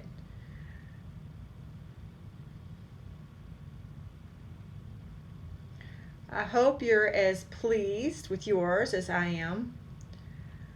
I think these are just so pretty. And I have to say, I don't mind this watercolor at all. It's really not too bad. Just kind of push some color around, and you're going to just have a beautiful Scarlett Tanager. You can go back and put in some red more around the head if you want.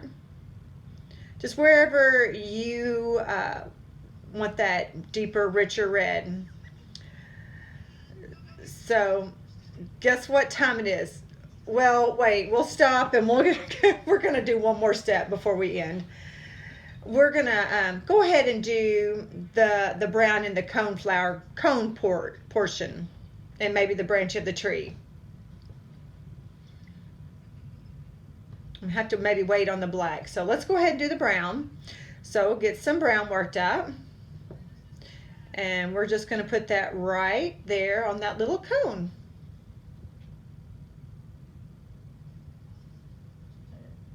Because all this really needs to dry.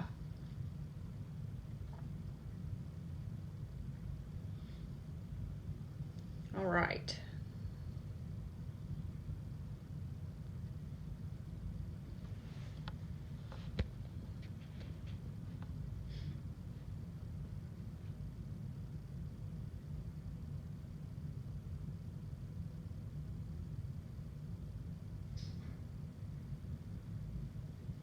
Okay. Okay, so now we've got all the brown on the coneflower, so now we're going to go back and get some brown and put some on our branch for our tree. I'm just going to slow down just a little bit because I've got to work around some of that, the petals on my coneflowers. So I might take it just a little bit slower.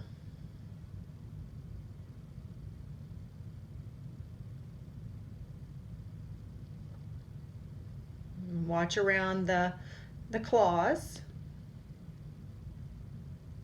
his little feet. And you can even leave some white space, make it a little bit more interesting actually.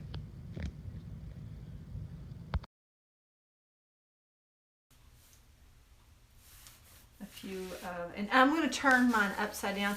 Actually, I think what we'll do, since we've not used the detail brush, or I haven't used the detail brush, I'm going to go ahead and get out the detail brush, and I'm going to use it to do some of the touch-ins on my leaves, just to give it a little bit more contrast so that they'll kind of pop out a little bit more. So I'm going to use that little detail brush.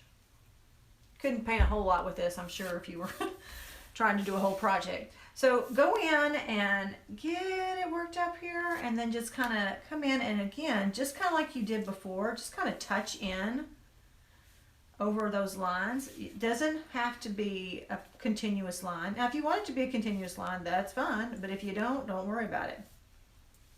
I like that. It just kind of gives it a little bit of dimension. And if you like yours without the brown, then by all means, don't do the brown.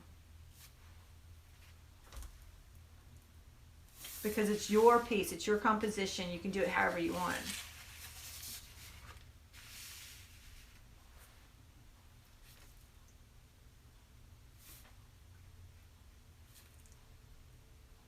And here's another little tip. If your bristles get all kind of, let me smudgy. If your bristles get all kind of yucky like that, like they're not like together, take it, lightly dip it in, and then when you put in your paint, roll it to a tip, roll it to a point. That way when you roll it to a point, you actually have a point when you go to paint, okay? So I'm going to slide here. I'm going to slide some brown in here, here, here, here. And you're applying really... Okay, so the next thing we want to do with our brown is come on top of the little acorn, and we're just going to put in some little dots. Long as that top of the acorn is dry, it should show up really, really well. Cute little dots. You can make them in a pattern or just kind of random. Looks really, really cute.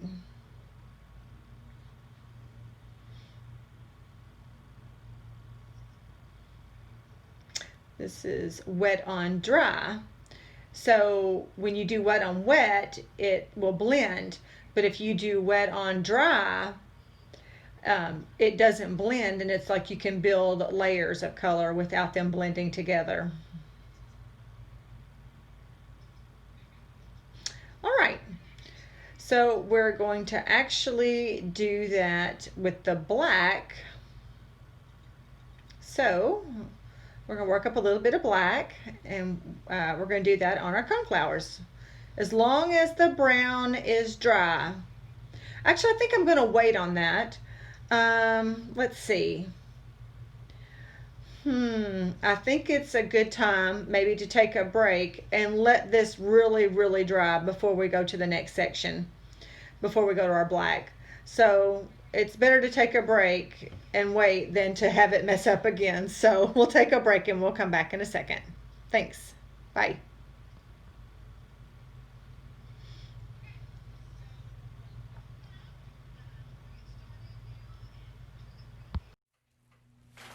Okay, so welcome back. We're going to get started now, and the first thing that we're going to do is we're going to actually color in the bird's iris.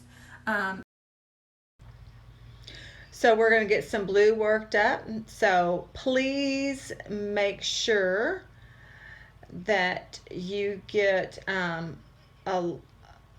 a lot of that pigment on your brush. So I'm going to get some blue worked up, and you might even want to practice on a piece of paper, maybe just on the paper here. Just kind of dip some off to make sure that you've got just pigment and not so much water around this eye. And we're just going to come around the eye. This part is more tight than the other part, so you want to make sure that you're just getting more color and not water. I would definitely try to make sure that it works on a regular piece of paper and you don't get a lot of water. Okay, so now I'm going to get some black. I'm going to work that up, and I'm just going to start coming in and color in my wing. One of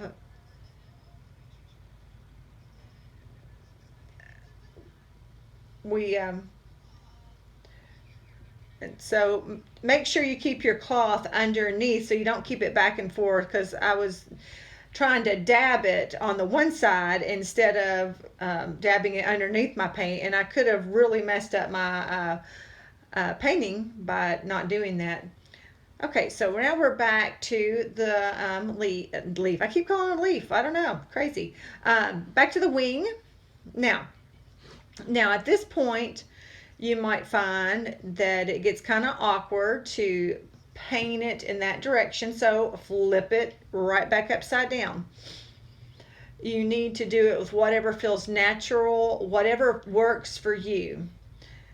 And it doesn't matter. It's just whatever. If you don't mind to work with it, but I'm right-handed and it's hard for me to work that way, so I flip it around.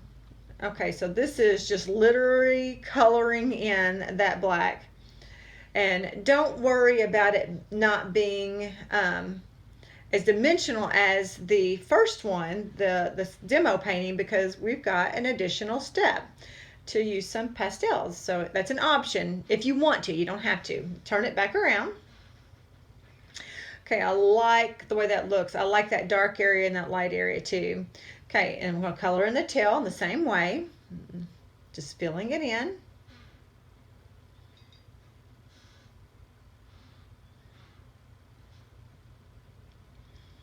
And be really careful around where the tail feather meets the rest of the body part.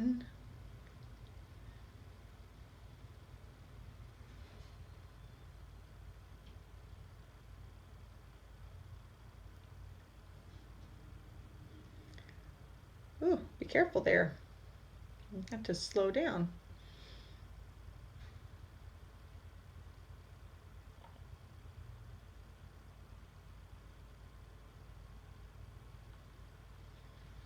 More black. Always pick up color if you need it. If it starts getting dry, you just know you need to get some more pigment. Okay, so now we want to do the feet. Usually when you do watercolor, you don't have white. So this kit actually does come with white. So we're going to work up some gray. Usually what you do is just add more water to make it black. But since we have the white, we're going to actually make up a little bit of gray. So, okay, so what we're going to do is we're going to add a little bit of white, but white usually actually makes it a little bit more opaque. So, because watercolor is supposed to be translucent, so white will make it not as translucent, so it'll be a little bit more opaque, but that's okay. So I'm going to put some white on my tray lid, and then I'm just going to go in and get some black and just kind of barely tap that in to the white. It's going to give you a gray color. Going to have to get some more white. Oops. Probably shouldn't have done that to my white, but that's okay. Now we have a nice gray. And so roll your brush so it forms a nice tip. And if you're worried about using the number 8 brush, you might want to go ahead and get that detail brush. As a matter of fact, I think I'm just going to go ahead and use that detail brush to dip into that because it's such a small little area. So we'll just put some of that gray on our detail brush and just start pulling it in. Yeah, that was a good choice to use that detail brush for sure because it's really tiny. Unless you've got really good control on your pressure, you might want to use that small brush.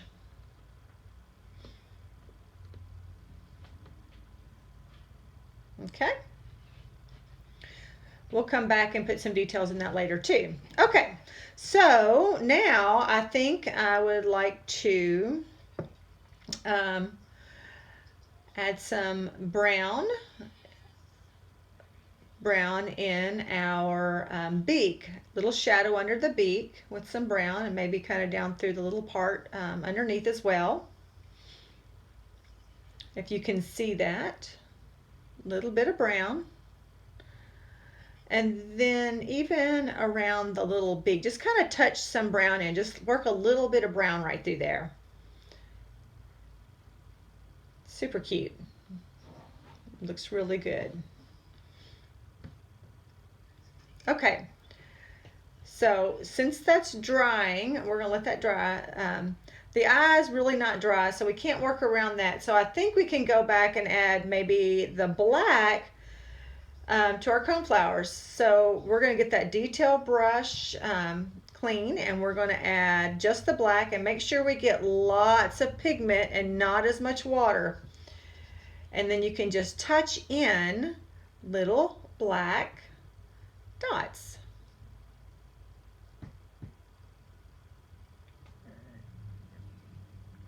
I'm doing these pretty random.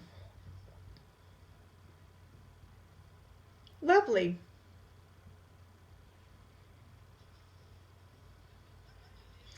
And one other thing, that your dots are going in the same direction as your cone. So if my cone is kind of going up to the right, I also want my dots going up to the right. And just a light pressure and put those little dots in. Every time I do a new cone, I make sure that I get some new black and change the direction according to what the direction of the cone is. Make sure you roll your brush when you pick up that pigment. Seems like I'm having to pick up pigment for every flower.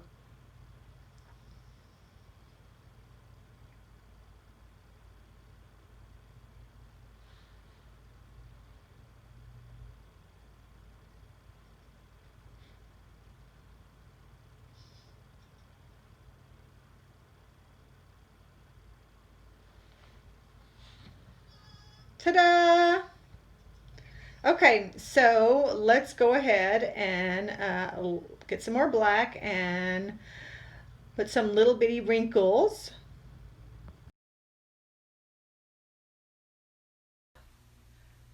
Well, let's wait till this is super dry. I think we can go ahead and add some black around the beak area. So just be really careful, and we're just going to kind of put in some dark area around the beak.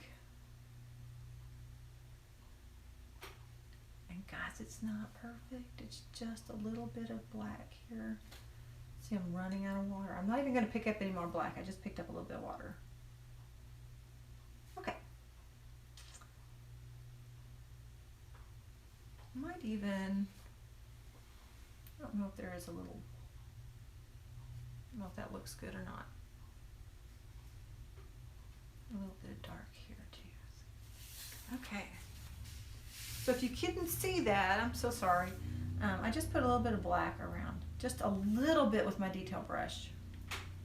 I can't really work on the eye yet because that blue is not dry, and I'm not even going to touch it because then we're just going to have a bunch of bleed all over it. So we're going to wait until everything at this point super dries, and then we'll come back. So just take a break again. That's just part of the process. Thanks, guys. Okay, so we're back, and Okay, so we're just going to start working with our eye. So let's get your detail brush and get it wet and work up some black. And don't forget to turn and make that point. So now what we're doing is we're going to add an outline to the eye, and I'm going to do it backwards again so that I can get good and close and have lots of control. So you're just going to come in with the black. Please remember that you don't need a lot of water. You need more paint and less water. And roll it to the tip and then just go around the eye. It's got kind of like a little almond shape. Really, really cute eye. Okay, so now in the white part here, we're going to actually leave a little section of white. Ooh, hard to do that sometimes.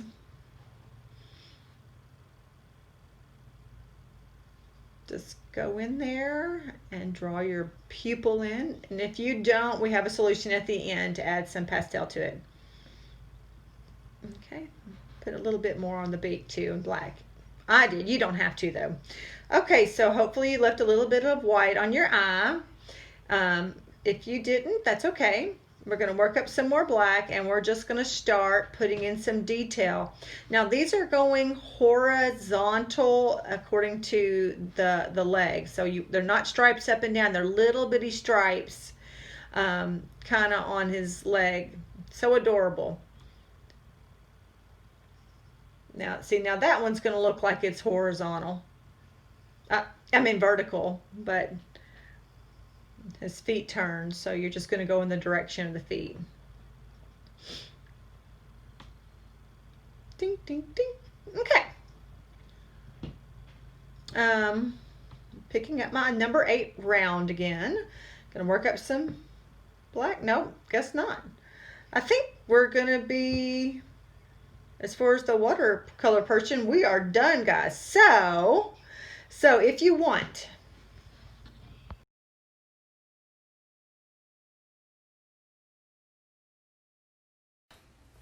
this is a choice. If you want, you can stop right here. If you just want it to be a watercolor piece, I think you have a beautiful piece here. I think it stands on its own and it's gorgeous. However, I think we're going to move ours, or I'm going to at least do mine, into a little bit of the mixed media piece. And I did it on the promo type, so I'm going to do that on again here. No, if you don't want to mess with this, especially this body, because it's really, really pretty, you don't have to. This is your project, and you can do it however you want to. So, up to you. You can stop at this point and sign your name and call it a day, or we can move on over to the pastel part. So, since I'm going to the pastel part, I'm going to make sure that I have all my watercolor brushes washed out, okay, and dried off. And I'm going to move my watercolor palette out of the way so we can make sure nothing has a chance to spill on my paper. Okay, so now I'm going to use some of the pastels, oil pastels. And I've got a different rag, been loved for different art projects, been washed multiple times, which is fine. You can get a paper towel, but you really do need a rag because with oil pastels it gets really greasy. Okay, so now what we want to do is concentrate on the black area. Make sure it is dry. Don't start this part of the project with your watercolor still wet. Make sure everything is super, super dry. Okay, so I'm going to pick up the blue. I'm going to add just a little bit of blue, and I can wipe it off to make it clean if you've got some other residue on there. Okay, so now you could probably use blue too if you wanted to, because sometimes purple kind of shows up in blacks. And so I'm going to go on in with my blue, and I'm just going to put in just a few lines of some blue. Oh, and there's my purple over there. Thanks, Mr. Moore. So just putting in some blue, and do the same thing down here. you get me a purple? Thank you. Now I've got a purple. Maybe just kind of blend in some purple as well. The purple doesn't show up nearly as nice as the blue though. It'll still blend nicely though. Yeah, that looks nice. Go down there on my tail feathers and add a little bit of purple in there too. All right, so now I'm going to use the white and add in a little bit of highlight. Tip part of the wing here and maybe down at the bottom. I'm going to blend that more in a minute. Okay, so now I'm going to take the black and I'm going to start filling in around the edges of the wing. I don't want to do the whole wing because I still want the watercolor to show through. But just kind of gives it some depth and dimension. Do you see how that's pulling out? I love that. Really pretty. I've got a little water spot and I got that covered up. So if you don't like the way the watercolor worked out, you can just take a little bit of that pastel and just cover it up. So once you have this portion done, you can take your finger and just start kind of rubbing it in so that it blends a little bit.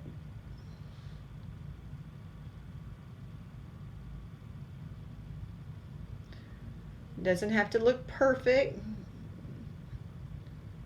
It's kind of like the way it blends. See how that black kind of went into that white? It looks really, really nice. Really nice. Really nice. So you can still see the watercolor in there too.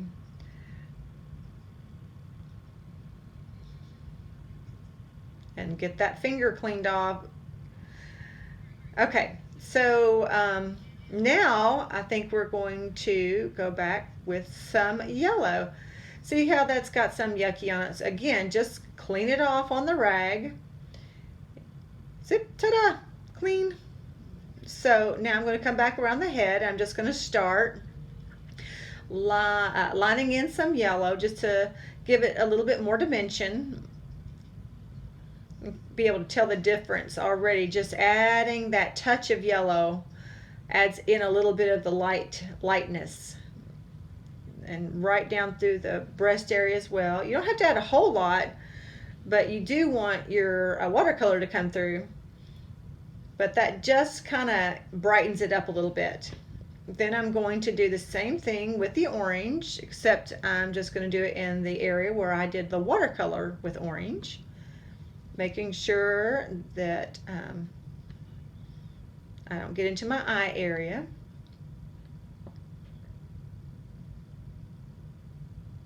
Okay. Love it.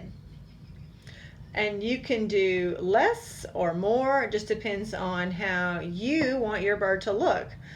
I actually did more layers on the demo that I did because I didn't like the dimension, but I actually like the dimension more on this one than on the demo one, so I'm not going to put as much pastel on this one. I put more on the other one, but yeah, this one is just, the colors are just so nice. And then you're just going to take your finger and just start blending it all together. Making sure you keep that finger clean is important when you're doing this. Yeah, and when you hold the paper down, make sure that even your wrist is clean and those other fingers are clean. And then as you're blending, make sure that it's following the line of the bird, because you want it to kind of look like dimension. You just don't want to go straight up and down. You kind of want to put a little curve in there, and then up around the head, kind of curve again. And then I think I'm going to go back with just a little bit more yellow and put a little bit more in this part right through there. Okay, lighten this up here. All right, a little bit more orange or red. I think some red, just to kind of blend that. Always going in the same direction as the feathers would flow. Love it.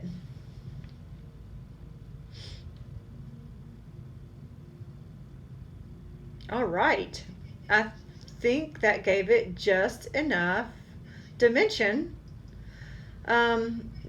Not Not sure if I'm finished. Maybe I might put a little bit more in the eye area. Take a white,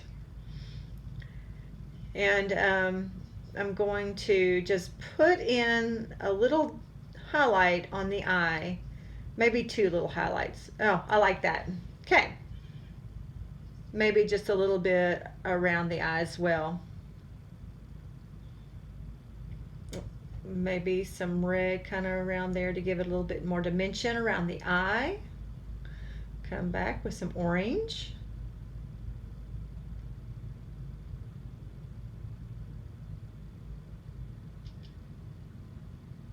See how that looks? It's gorgeous. This really blends. That white just brings the eye to life, doesn't it?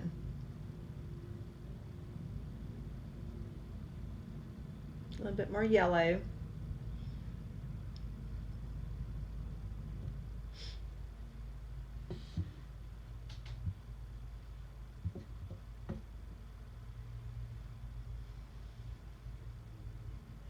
Kind of playing with it just a little bit. You can kind of look at yours and see if there's any adjustments that you might want to make. Okay. There we go. Pretty happy. Maybe just one more touch of black here. All right.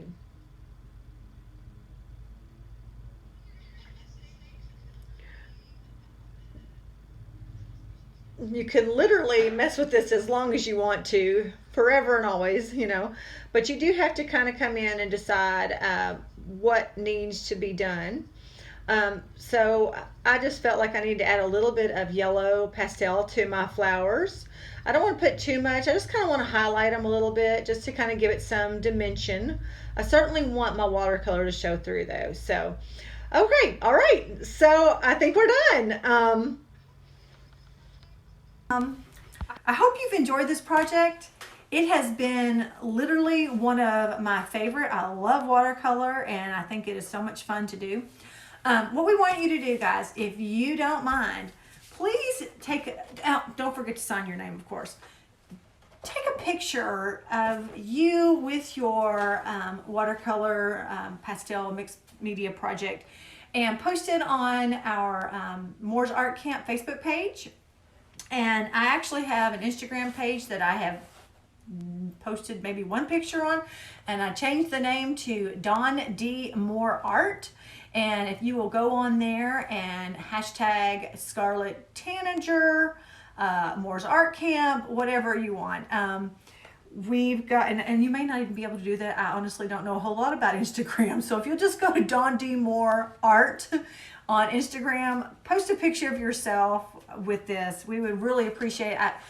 One of the greatest joys about having a project like this is getting to see the finished products. I take so much pleasure in watching your pictures and your paintings come to life. And so doing this online, we're kind of missing that reward part of it.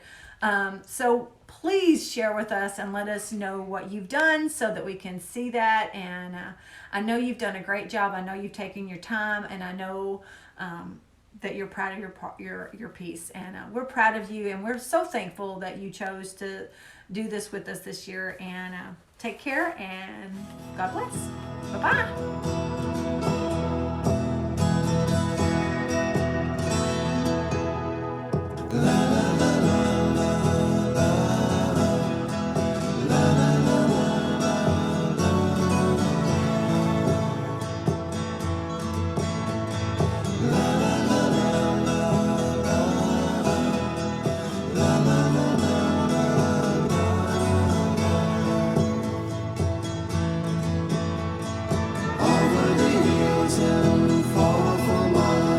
She's waiting for love to be realized.